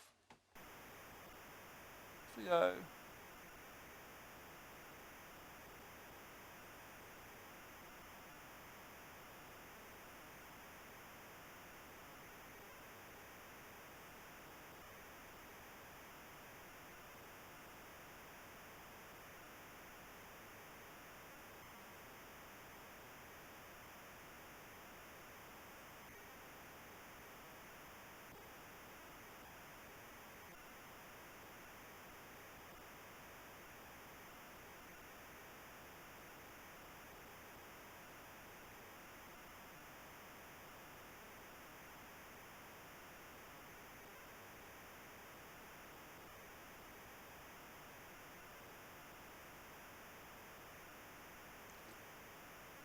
Yeah. This is riveting.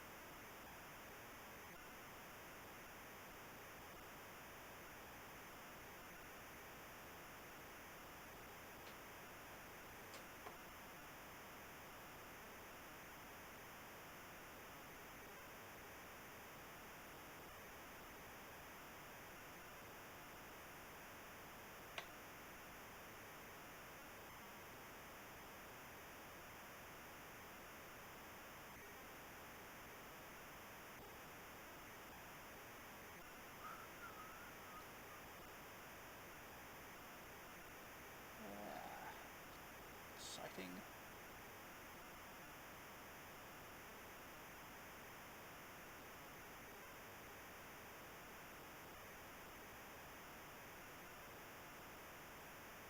And that's it. Nil all. Accurate representation of soccer. And no score at all.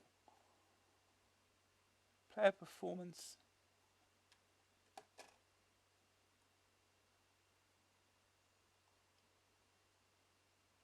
England versus USSR. Strengths strong. See what happens.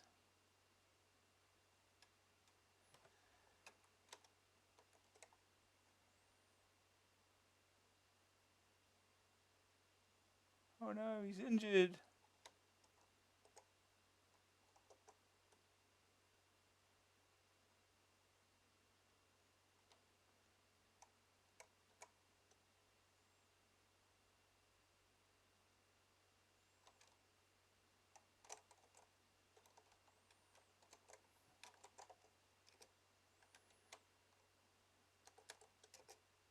That's another one. Ah, not right. God damn it.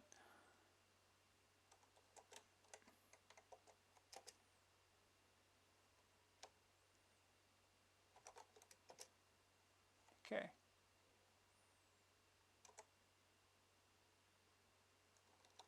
Shifting. It's gotta be shifting. Okay.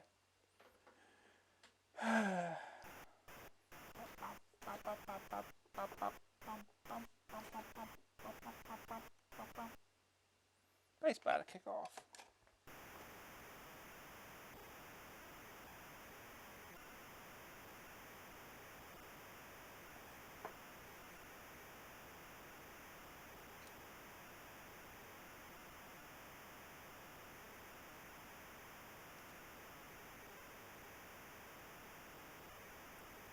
This is how soccer works.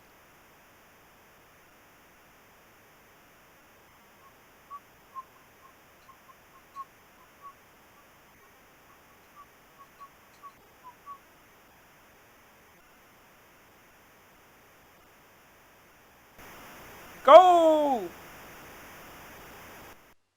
Someone scored a goal. It wasn't us.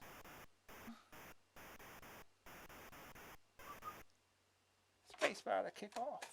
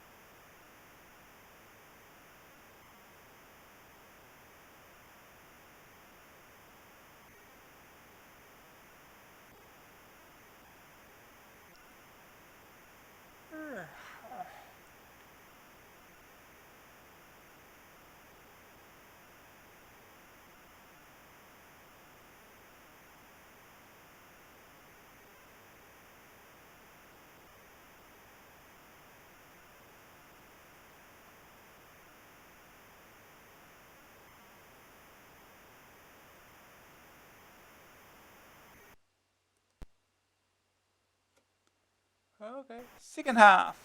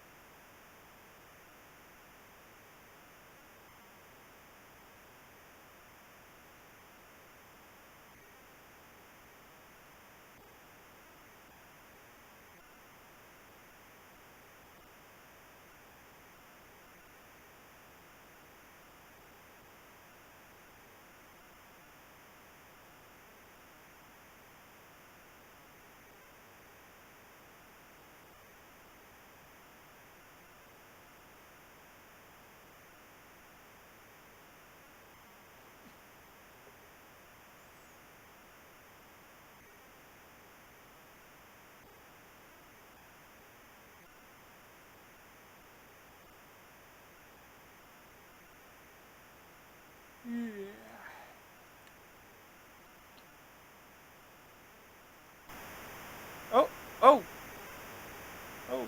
We scored! 1-1! It's going to be another draw.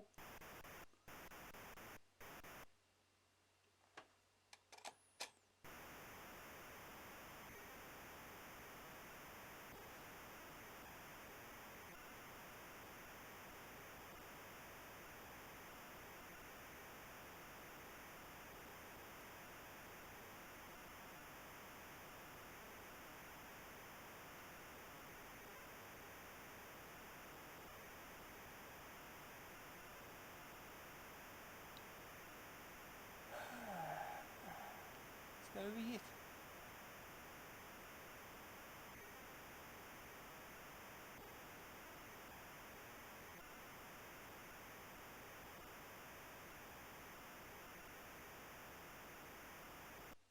One all.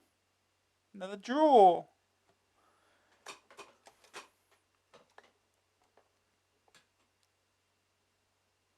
Okay. We get the idea. We don't need to see any more of this. There's 3 more friendlies after that. Then you do the qualifiers and...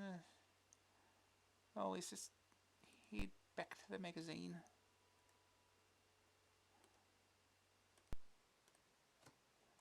Alright. Okay, next game is... wait, we're missing one here. Battle Beyond the Stars. We're going to start Macrocosmica. Battle Beyond the Stars first. Left, right, fire was music to my tone-deaf ears. Where I had been musing only a few days before, have all the shoot-em-ups gone? Well, it is proof positive that the breed is not completely extinct, that there is still hope for these ungenerous blasters who will not or cannot cope with those new-fangled notions of mapping and thinking. Battle Beyond the Stars, I'd be the first to admit, is not what you describe as an original game. It will remind anyone who's been in an arcade in the past few years of a classic called Galaxians. You control a ship firing up the screen at a variety of aliens, swooping down and unloading several megatons of lethal bombs. You clear one wave and go on to the next. You clear that and advance to take on yet more extraterrestrials. And so on, for as many waves as the game contains. Of course, the game is nostalgic as Battle Beyond the Stars has to have a suitably involved and silly scenario to give you some reason, however spurious, for risking your life. So here goes. On board the SSF-1 Cutlass, Captain King is preparing to warp from Alpha Centauri to planet Earth when what should be Spot, but a whole fleet of strange-looking alien ships, heavily armed with an assortment of lasers and nuclear weapons. Oh, just fancy that! Naturally, battle ensues. Obviously. The game has 5 levels, each with 5 waves of aliens. You begin by being killed, since the game is so fast that it takes a few goes to realise what on Alpha Centauri is happening. This first wave is the Terrorhawks. They're not ripping that off a TV show. Flapping birds winging all over the screen. They drop bombs at an alarming rate and are very hard to hit. However, here's a little tip for free. Don't move at all. Just blast away from the centre. Or bag a lot and graduate to the second wave. The Spinners. These are fiendishly whirling Maltese crosses.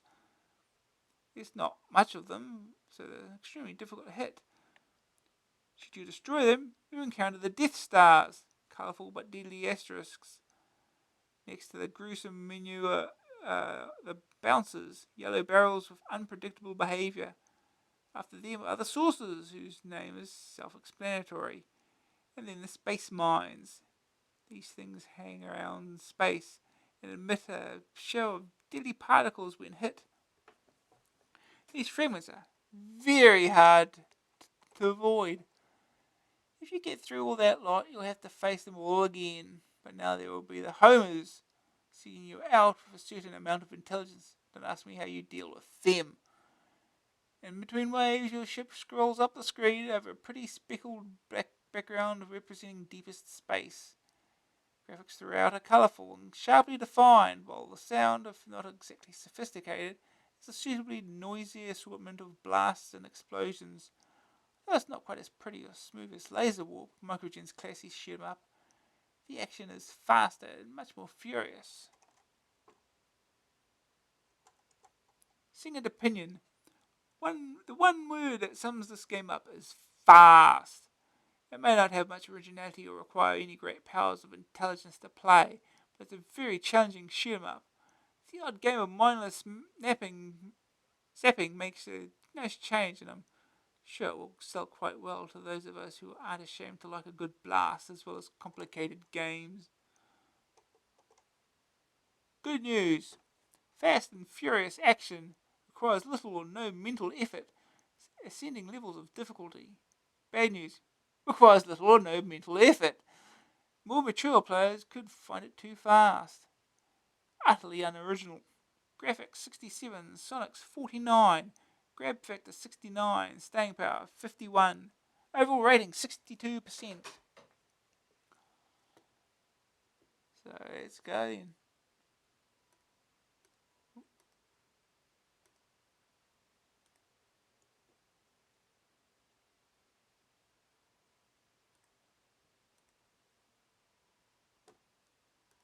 Who even released this thing? Solar Software. Never heard of them.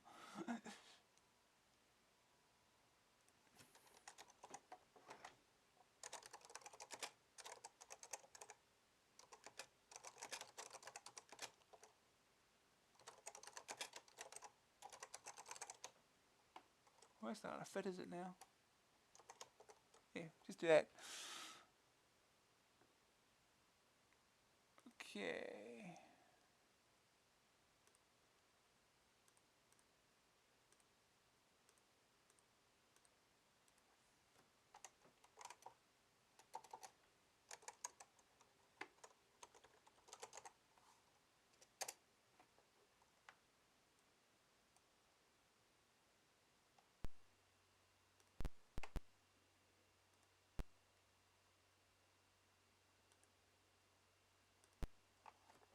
Okay.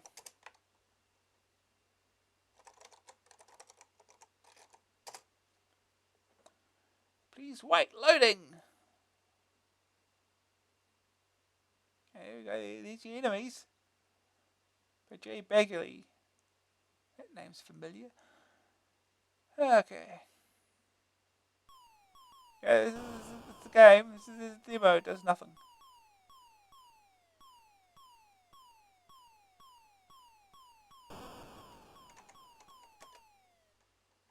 Enter level. Get ready. Hey, stay in the center. Yeah, good advice there.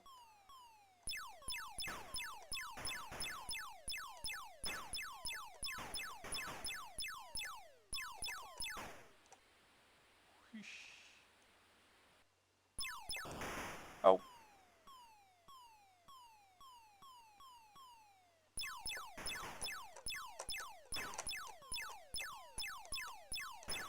Oh. Shooting right between the shots here.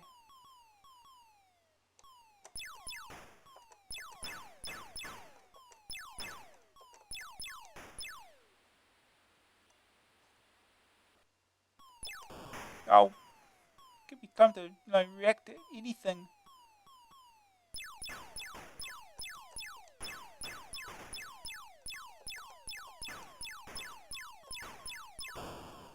Yeah, that was avoidable. Yep, yeah. 20 seconds. That's one whole game. Bright pink high school table. Let's just try this again. Assuming level 1 is easy.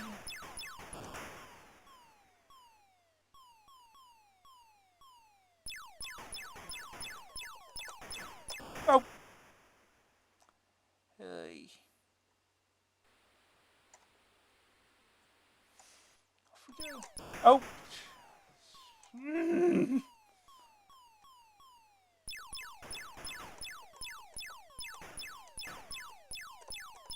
Okay, hit the damn things!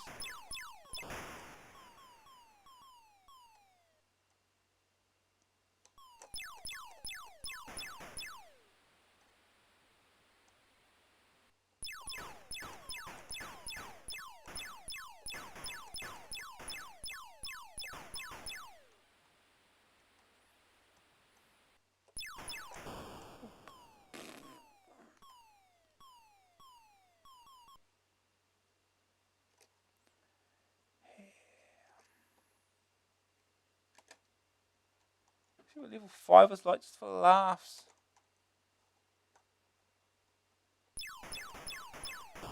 Oh, we got the mine, we got those things. Oh, yep. Yep,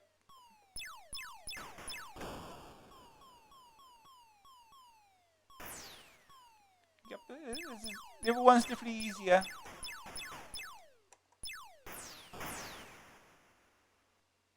Yeah, that's fair.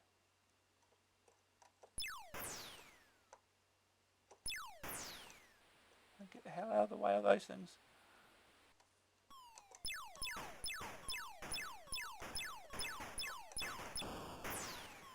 Oh god, they automatically shoot out. Oh.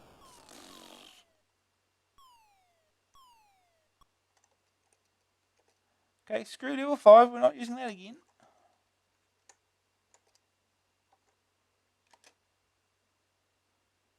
No, stick with level 1.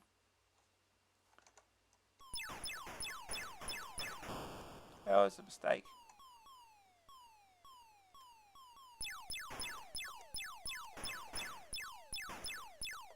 Oh, that was avoidable.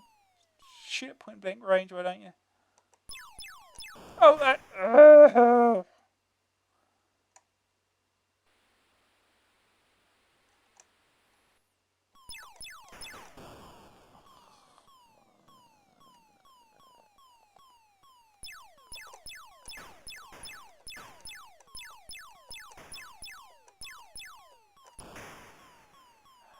There's absolutely no way to predict where they're going to shoot.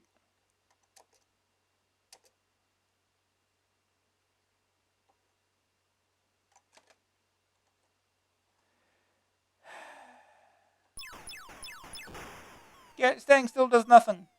Does not help at all.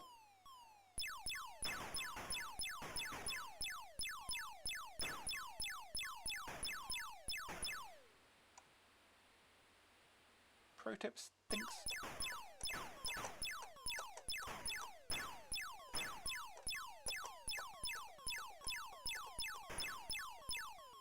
Oh geez, they're coming for you.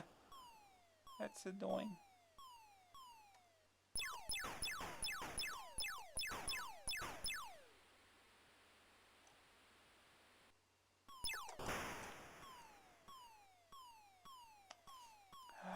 Just can't react to anything. Oh jeez.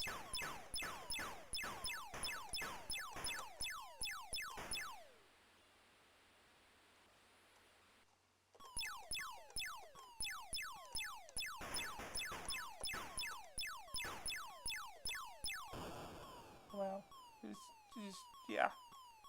Get them away.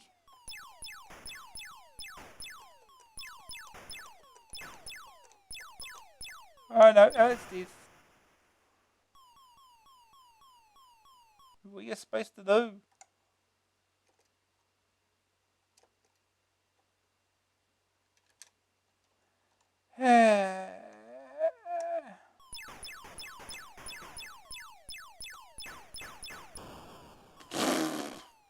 That was avoidable.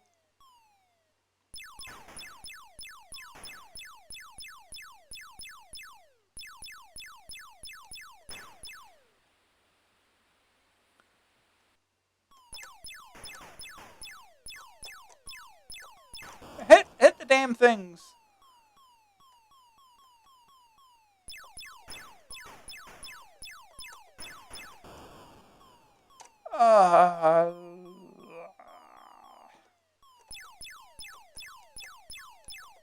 Hit it.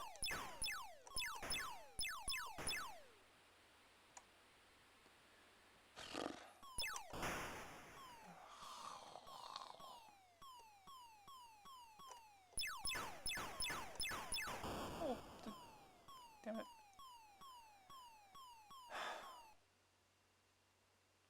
Type in your name and press enter. No. One last try. This is...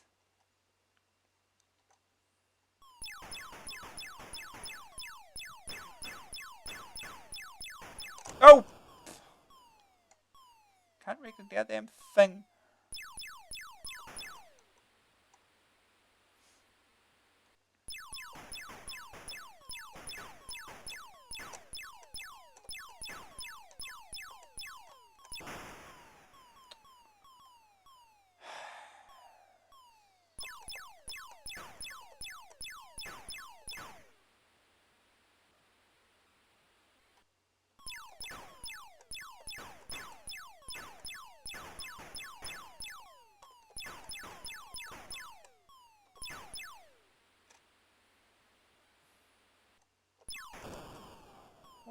move for? What did I move?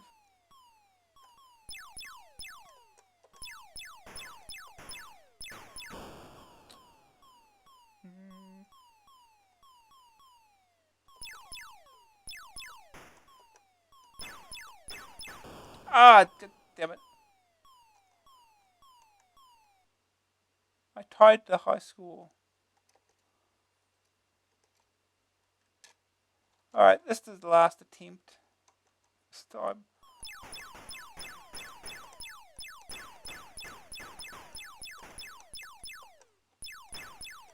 Hey, we did a stage without dying.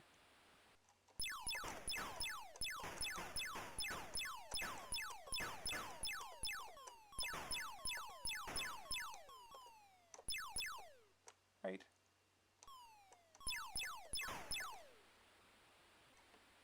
Okay, 2 stages without dying.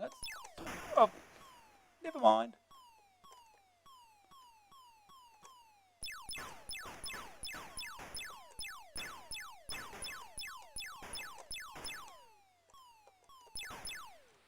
Okay.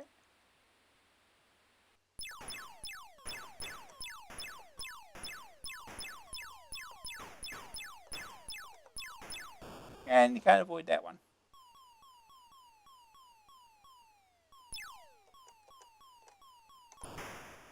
Double KO.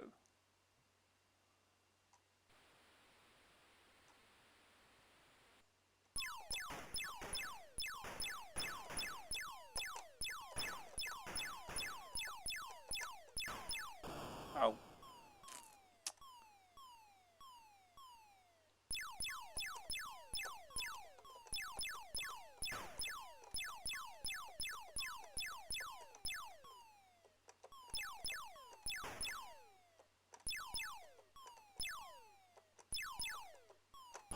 Ah. Oh. You type in your name. No. No. It's a game. Give me Galaxy any day, I think. This is a little... Anyway, we'll move on to the next game.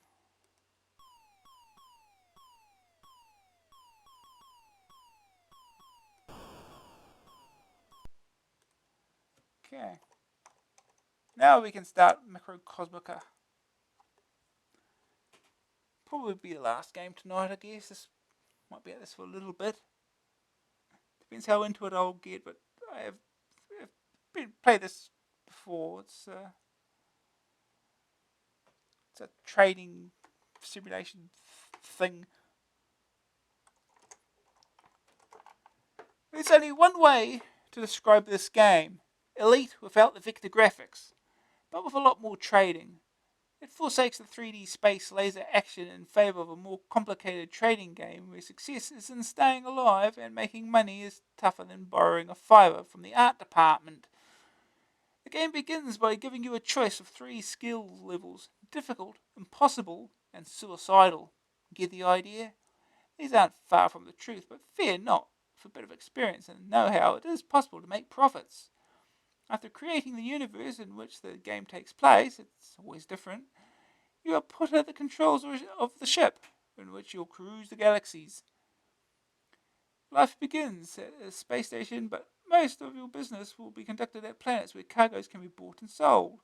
The initial screen is packed with information, the most important of which is the central command menu, which gives you the list of possible actions. At space stations, there are 2 functions that cannot be performed at planets: banking and telex. Banking is where you can change your money between cash and credit. Cash is liable to be stolen. While telexing will tell you the whereabouts of Mr. Who. He's a forerunner of yours who went off his trolley and should be avoided at all costs. If you say so. Making a short scan will take you off the flight deck and reveal the 3 sectors of the galaxy around you. These contain space stations, planets that look like marbles, space and uncharted territory, the latter being out of bounds for the ship. Once a destination is selected, the ship In the ship launch, the display changes to show a box in which the stats widget is passed. On an uninterrupted flight, the destination planet will loom into view and the ship will land, all automatically. The flight can be interrupted by two things: pirates and meteor storms. Both can be avoided by evasive action, but if fuel is low, the pirates will have to be fought, or the meteors flown through. Fighting takes you to a simple shoot 'em up screen where successive hits are needed to destroy pirates, but they also attack your shields and hull. If laser power or hull strength reach zero, you're dead. Meteors also damage the shields and hull, again causing death if they reach zero strength. The facilities offered by planets vary, and to find out more about them, you have to use the short scan. This will give some written details in a series of letter codes that changes each game. These can be continuous throughout a single game and tell you which planets have repair facilities, casinos, hyperdrive units, and so on. There are many different cargoes ranging in price and availability, but the obvious aim is to buy low at one planet and sell high on the other. Where the best prices are is discovered by experience and keeping an eye out for shortages, civil wars, and supply availability. Money can be spent in many ways on refueling the ship, repairing it, protection money to pirates, buying extra equipment, or in a casino. This means there has to be a regular source of income or you'll be bankrupt or dead. Once the game is ended, you're given a rating, but don't expect this to improve too quickly. It's a tough game. Second opinion. The best thing you're likely to do in this engaging trading game is to lose, or loose, if you follow the program's spelling. The other one's complaining about spelling.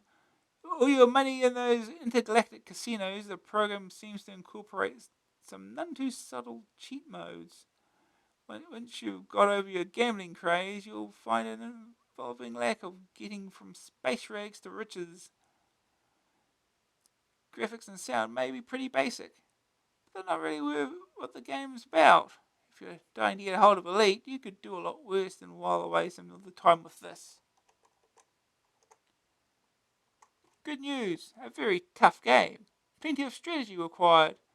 Lots of nice features like the casino, black holes, and pirate fights. The trading is absorbing and demanding. Bad news, the shootout is graphically unimpressive. It's very easy to get beaten and therefore discouraged early on. Graphics 39, Sonics 26, grab factor 74, staying power 82. Overall rating is 78%.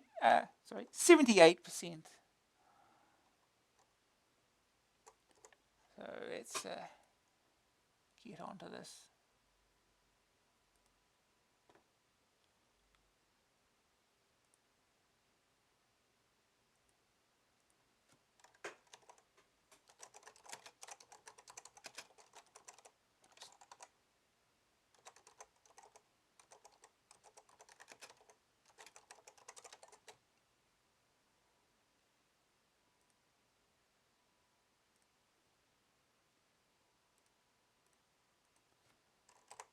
Okay.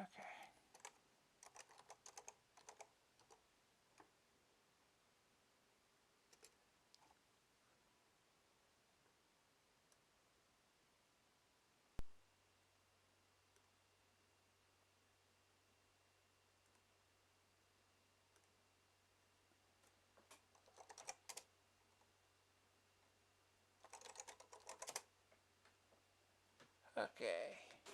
Off we go.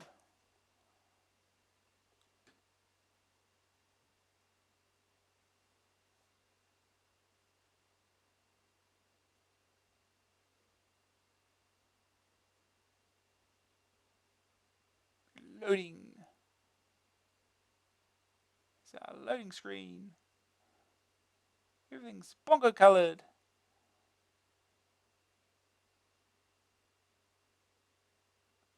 Goes our level of play difficult, impossible, or suicidal. What is your choice? We'll go difficult.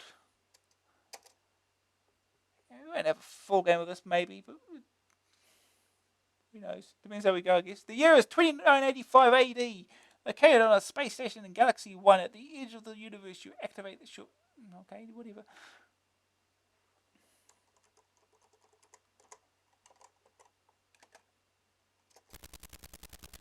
Mr. Who is trading on planet by name. Sector 2, Galaxy 1. Banking. How much will you deposit? Stick half our money in the bank so we don't lose it. We're full on everything. So we withdraw none.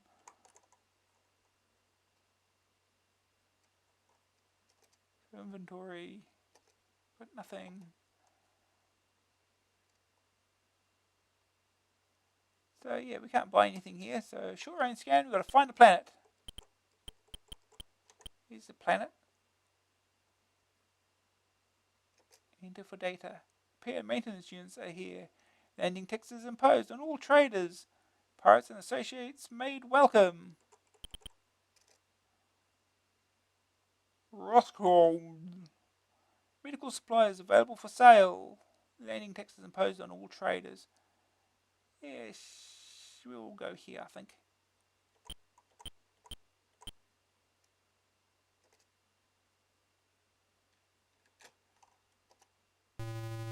And off we go.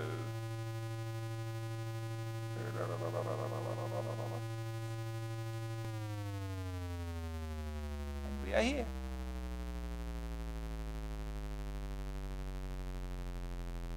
In orbit.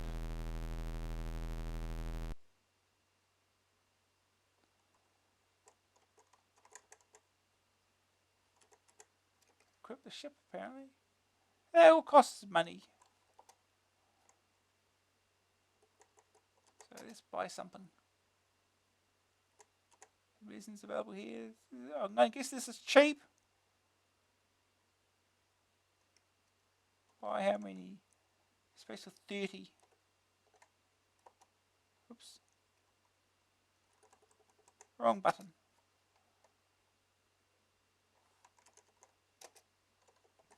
30.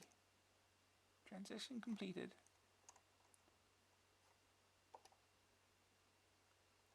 Now we have to find somewhere where this is needed and likely very expensive.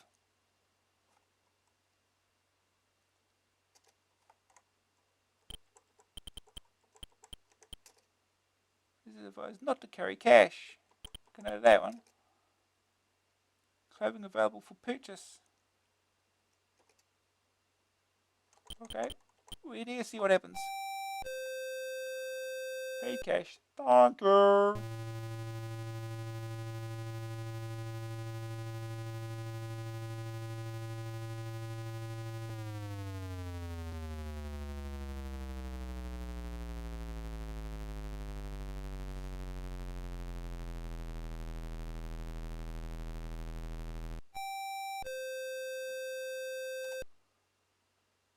Okay, nothing there. Okay. Can we sell this? Oh, look at that. Double. Price is double. So, sell 30. Profit.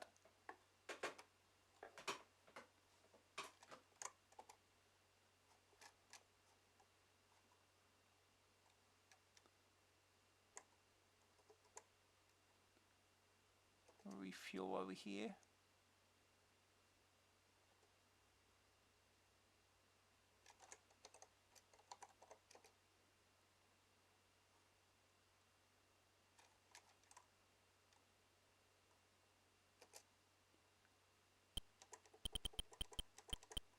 So we head back here again. We just repeat this, I guess. Make more money.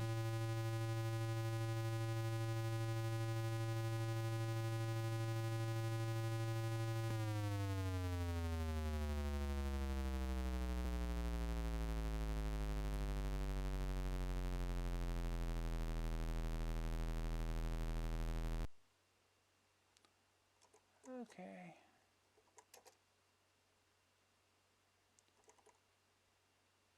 Well, they've increased in price. Probably because I bought them.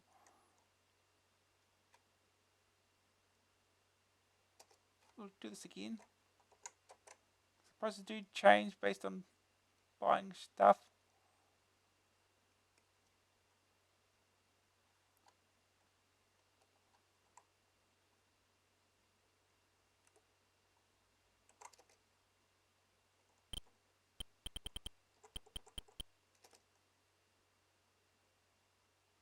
Industrial chemicals can be purchased.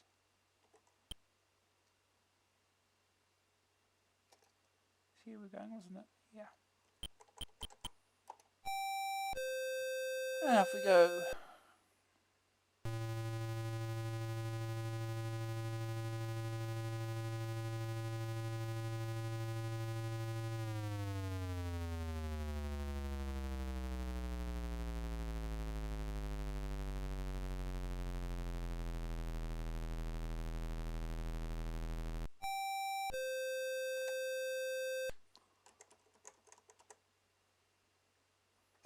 And we sell. And it's cheaper. It's gone a bit cheaper. We're still making a profit though. Not quite as much though, so it's probably not worthwhile continuing that.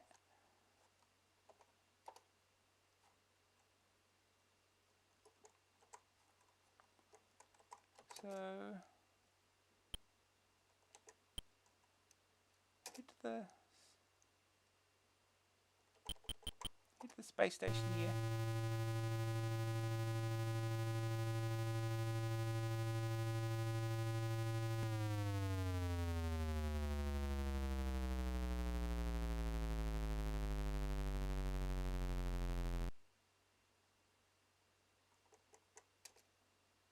Fuel.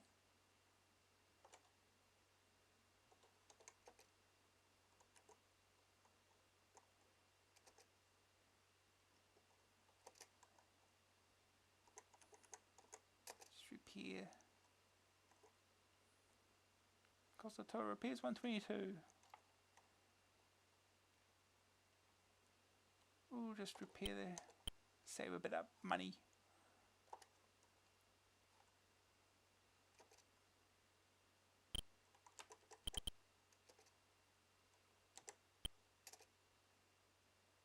Days imposing all true. Fuel is in short supply. In other words, expensive.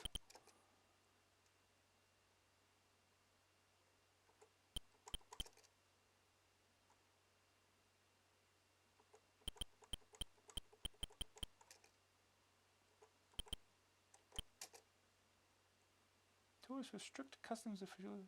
Ash report severe civil war rages.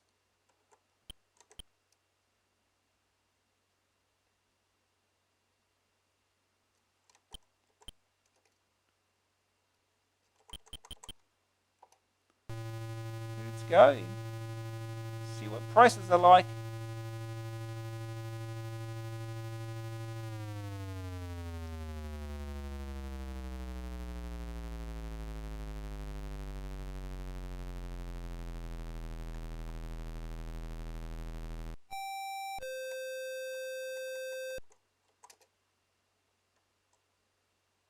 Look at those prices.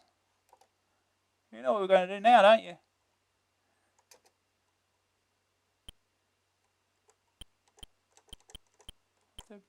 Do a two-way trip, won't we?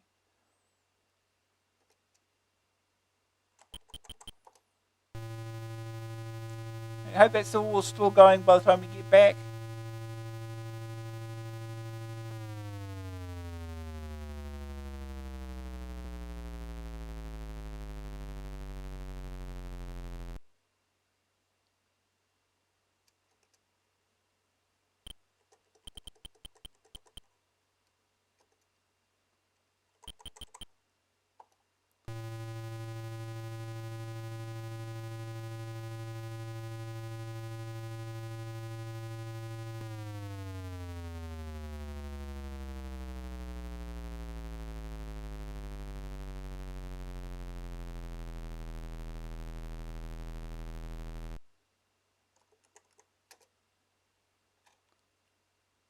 Refuel.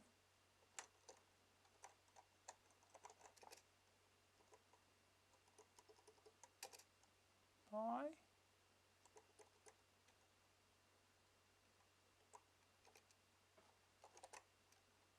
30.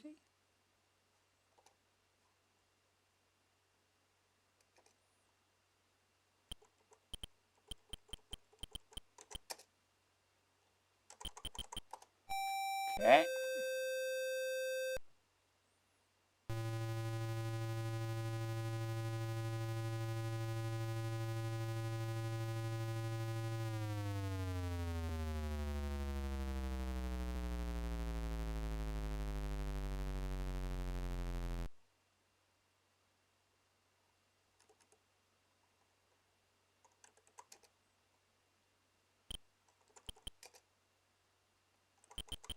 Alright, Sphere Civil War still rages.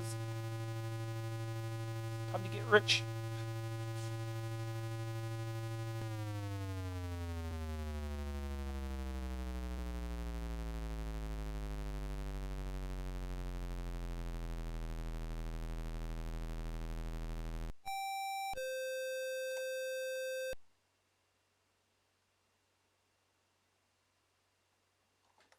Yeah, get him off my back, whatever. Gotta make some money. Sell. Here we go. Well, there's a little bit less than it was, but still. Here we go, we have some money.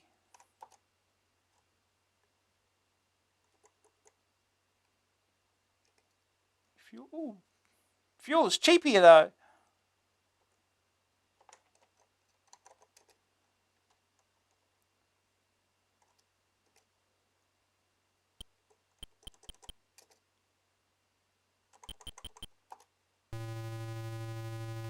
Better space station. Bank all this money.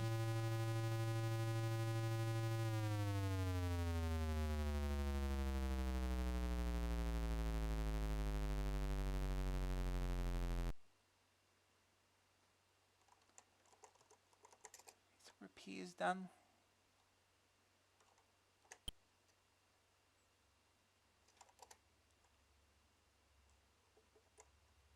Fuel.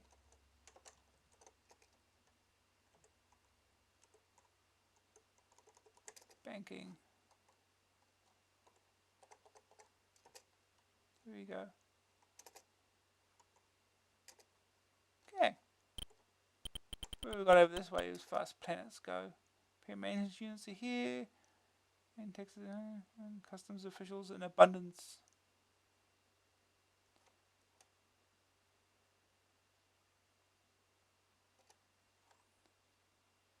What are we doing?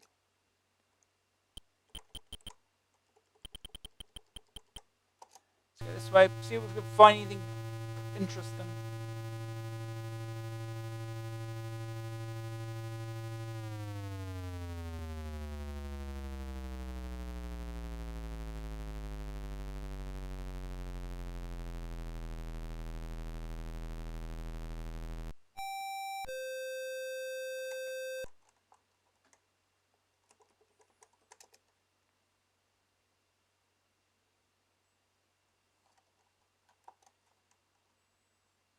Further.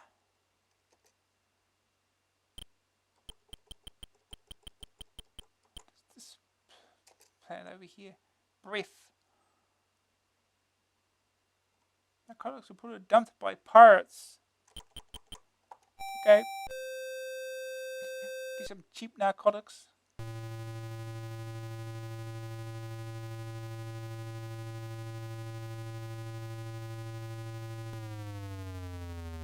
No one's need to do anything legal or anything.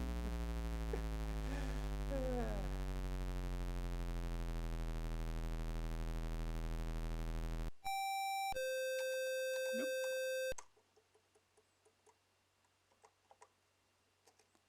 Buy cargo. Oh, here you go. Can't afford a lot. Can I get 8 out of this?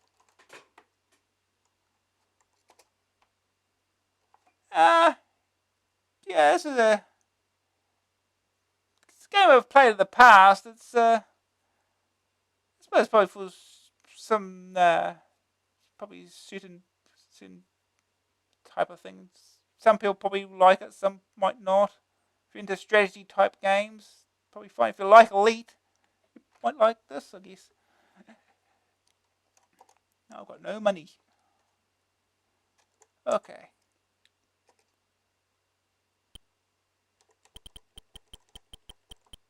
It's over there. What's this planet here? Custom. No, we don't want custom. We want to avoid customs.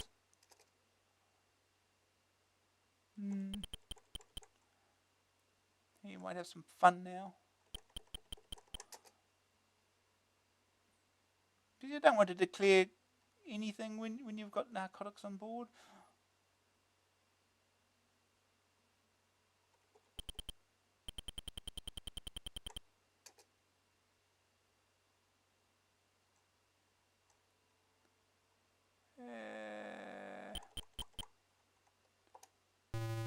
You should just have to be lucky.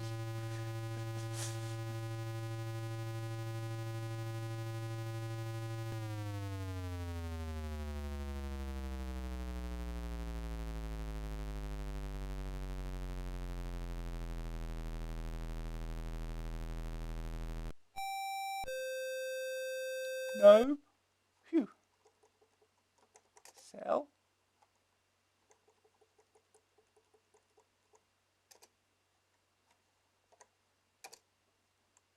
Sell them all. There you go. You've got more money.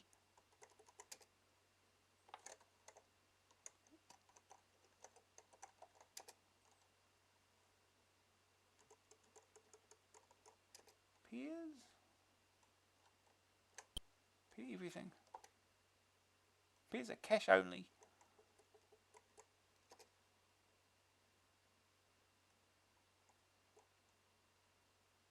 Additional fuel bay, additional laser gun.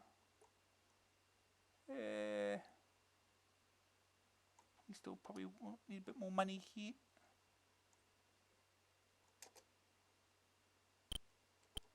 What's it? This. Small arms can be purchased. Visitors are advised not to carry cash.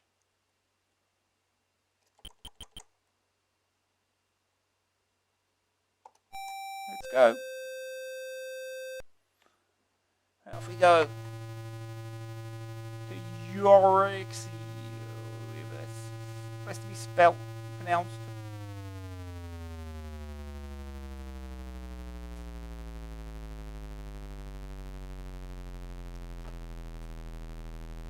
Yeah, sounds a bit monotone.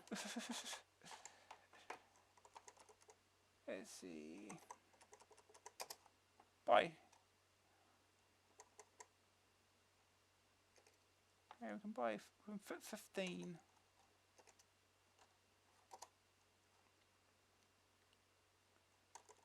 What's the price of those again? It's 32, so we have to sell it for more than 32 each to make a profit. Oh. Fuel over here. Okay. Fuel's in short supply. In other words, expensive. Okay, well, we'll just head.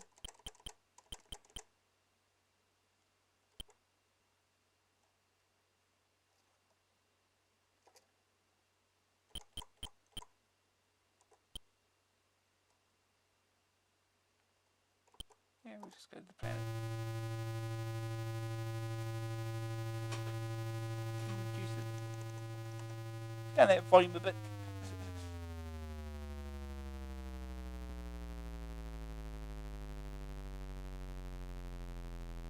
Yeah, in orbit.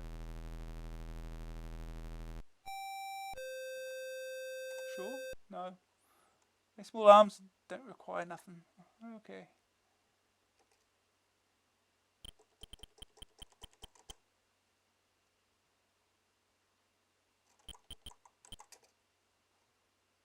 Industrial chemicals can be purchased. So we head back to those places. There's still some civil war going on. Probably not my luck.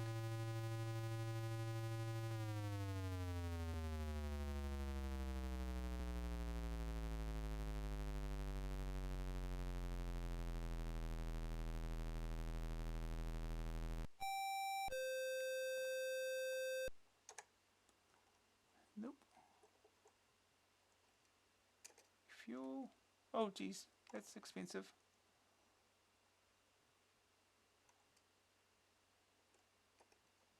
I won't bother.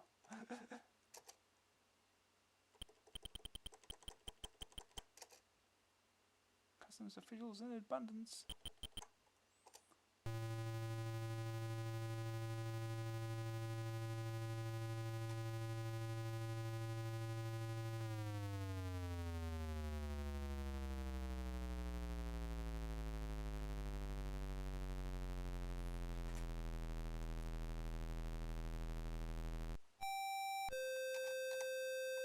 Regular officer offers you twice the market price for small arms. Will you accept? How much is that? It doesn't tell me. Okay.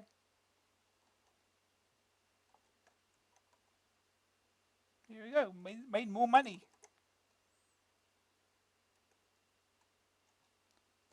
Okay, you got to refuel though.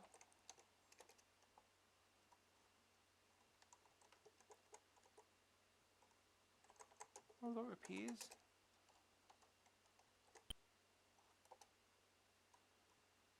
Okay.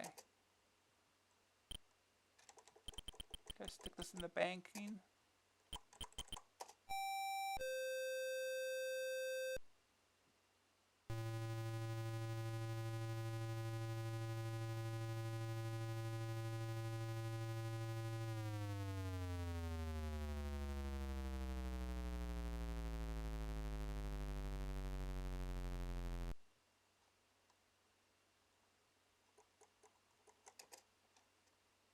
Should we deposit? Yeah. 1,500. Here we go.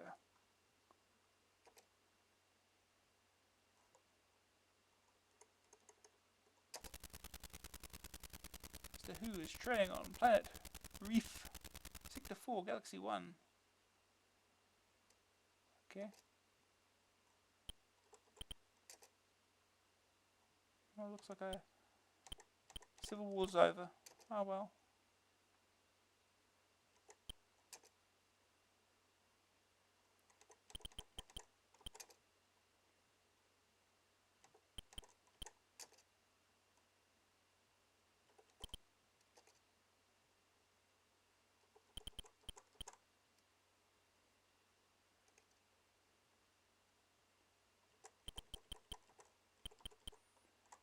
Let's go for a long range scan here. Oh. Mark 1 computers are not equipped to make a long scan. Mark 2, Mark 3 computers. Okay.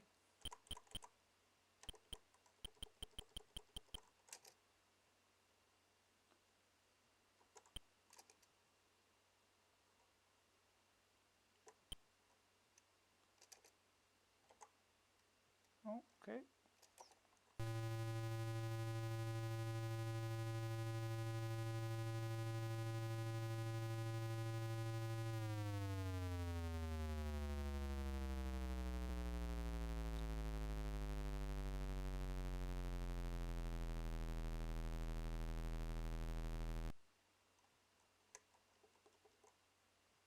What do we got over here for prices? Eh.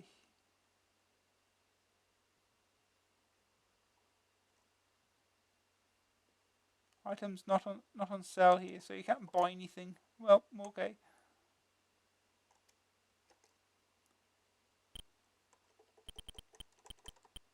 This wonderful looking planet up here. Natural chemicals can be purchased.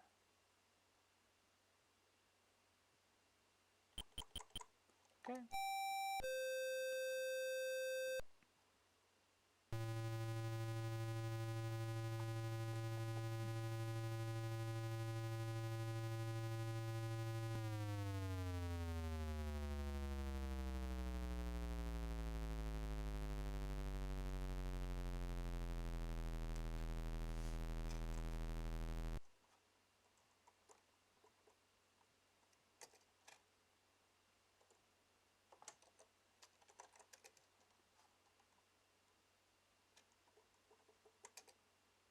See what we got here.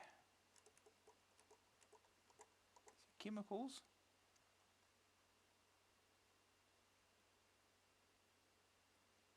Presumably this is cheap. So we can buy... How many can we afford? 6? Yep.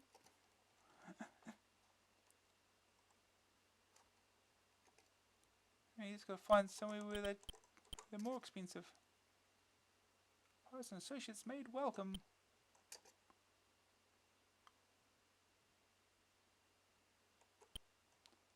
Well,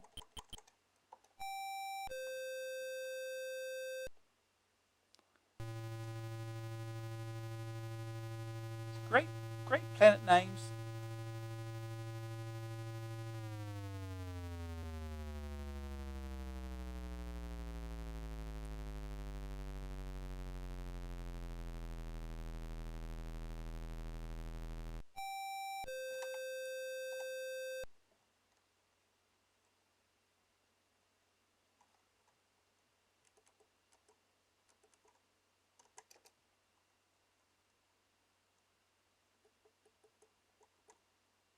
Yeah, it's about the same.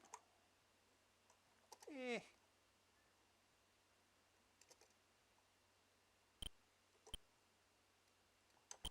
Try here then.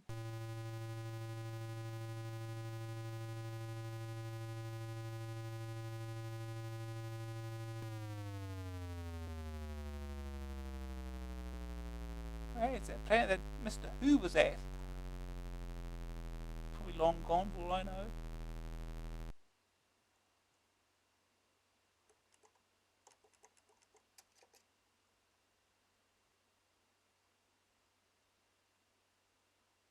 Yeah, a little bit more. Yeah.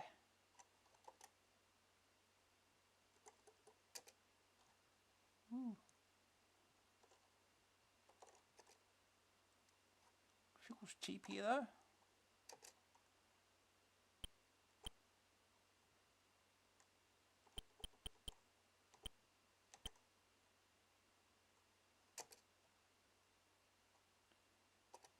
Yes. What am I doing? Do this right. Come on.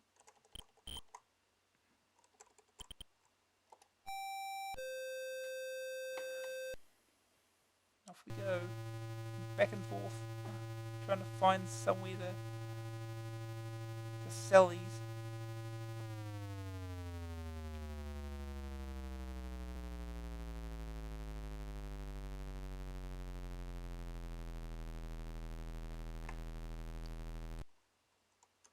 And prices haven't changed much here.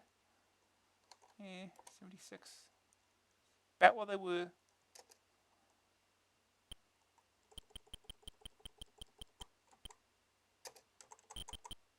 Severe civil war rages.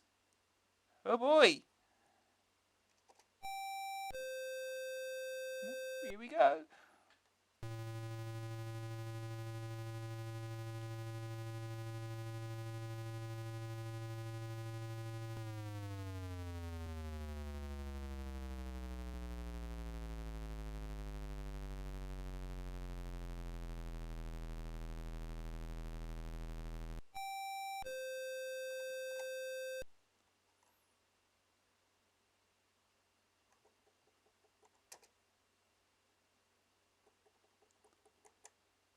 Oh, it's a profit, I suppose. Well, still 83 though. Masons and small arms are what go up during a civil war. So, oh, what am I doing? Sell it helps.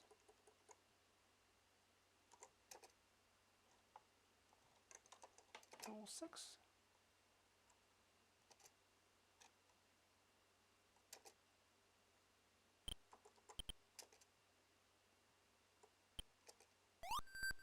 Computer energy low. Regret unable to receive any more.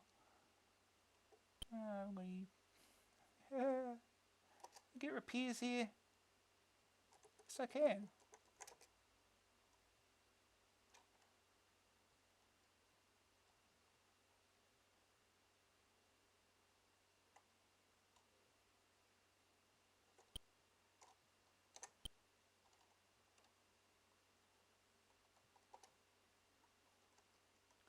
Okay.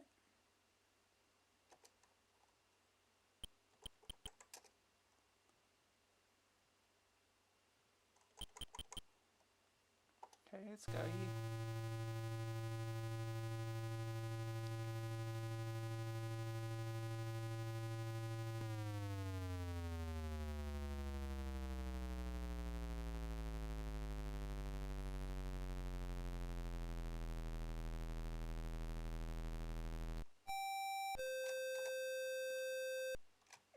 Yeah, let's not get mugged.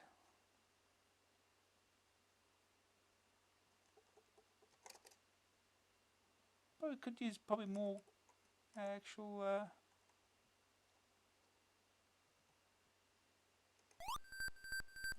can't even buy anything here. This place is useless.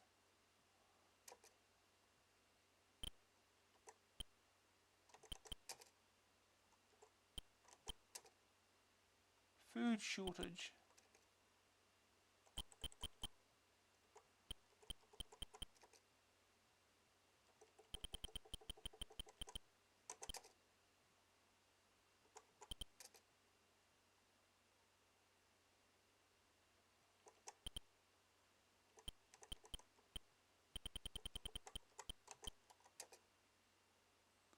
Let's head here.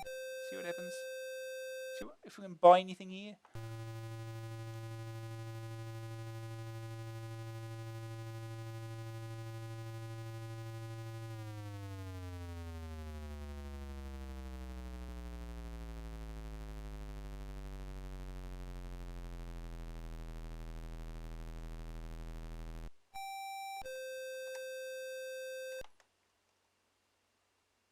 Sure.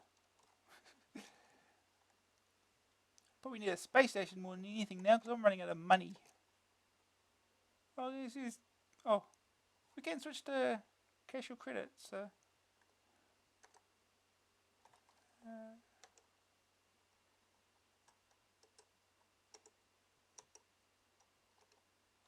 Remember which key is used for copy now.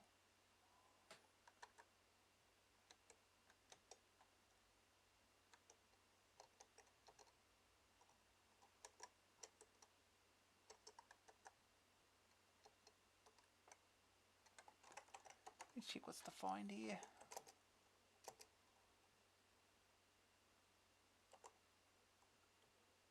Oh, it's find to end for whatever reason. Okay. I don't know if it's selling anyway, so it doesn't really matter.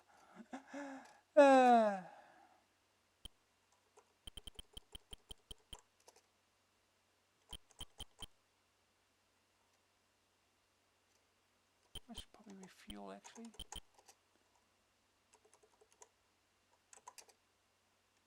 Ooh, cheap.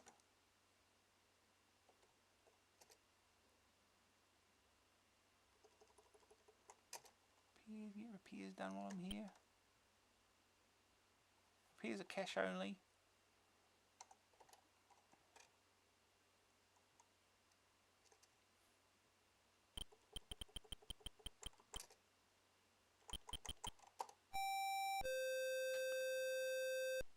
Okay. Maybe we can buy something here.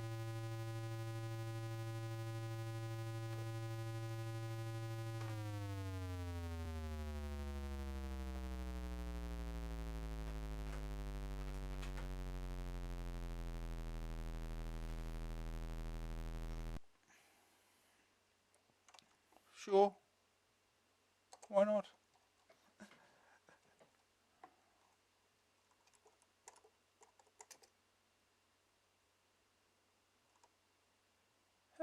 Not the items we'd really want to buy. Oh, these seem cheap.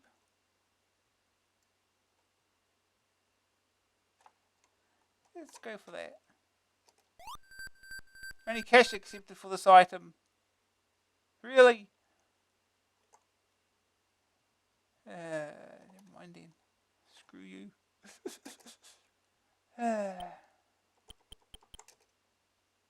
Metal ores available for purchase.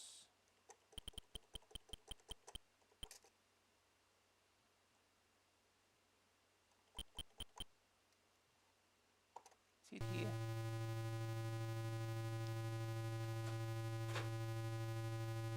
I don't didn't come across any pirates in space yet.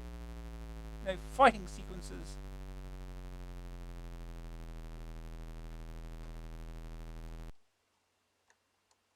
No. The pioneer. What am I doing? Can we buy? Hey!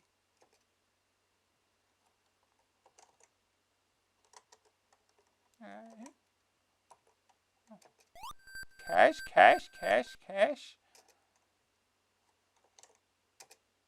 Here we go.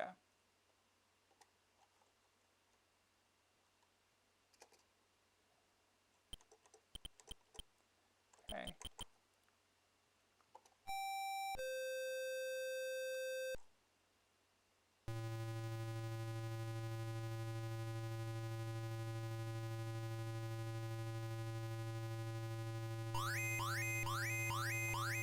Run. Here we go. If I only had one. Could have fought them, but whatever. I think I'm going to get repairs now.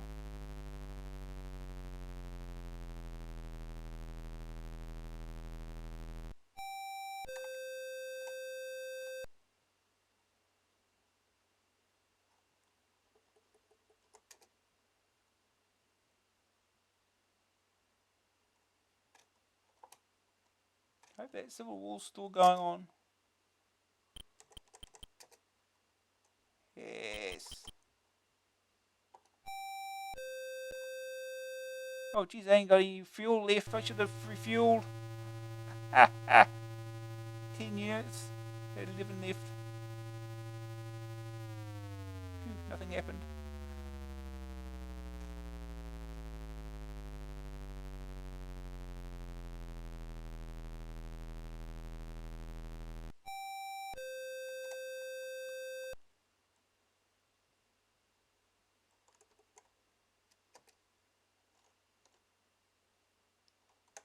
Might as well pay this because I have to. Sell this. Oh yeah.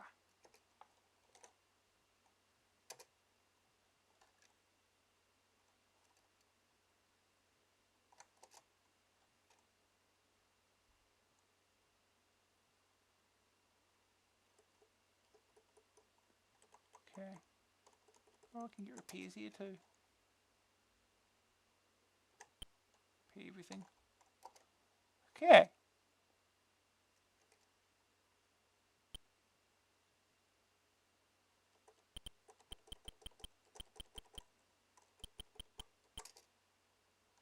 Fuel's in short supply. Yeah.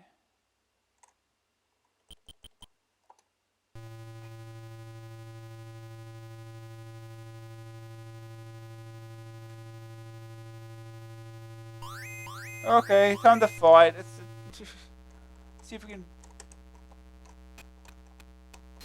Ow. Ow. It's one down. 18 to go. Ah.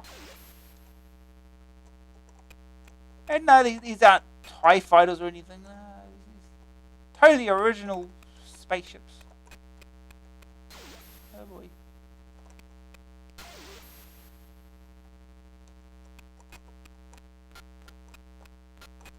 Ow.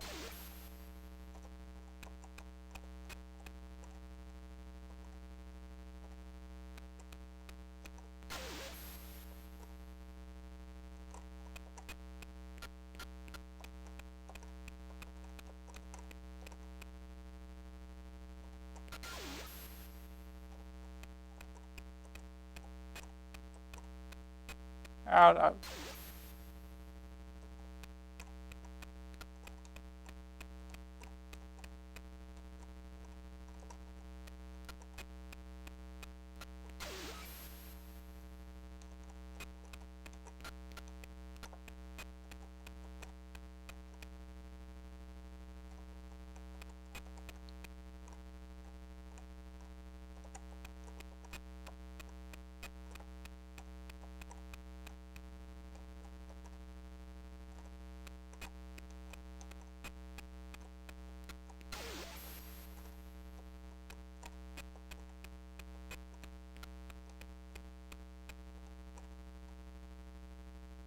I'm gonna run out of lasers at this rate. Oh.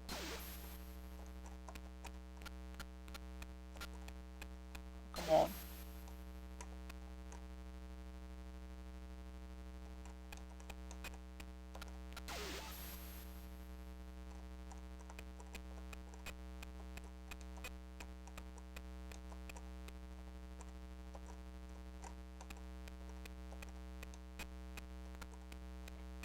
Lovely. It's gonna go terribly.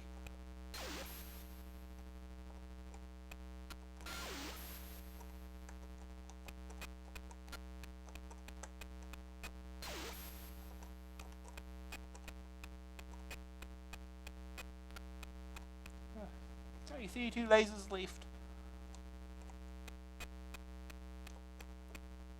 Still 11 parts to destroy. That's gonna end poorly.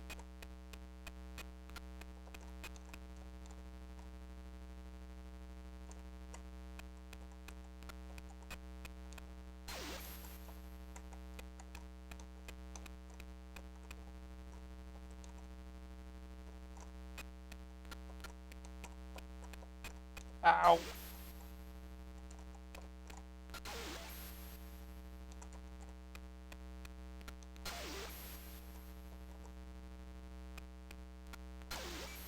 Ooh.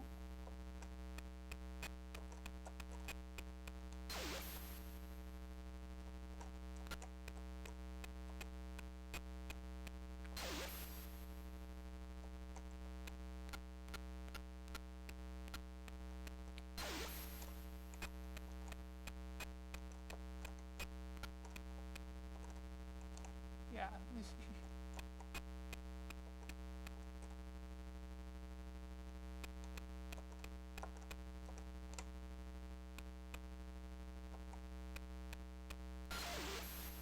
2 lasers left.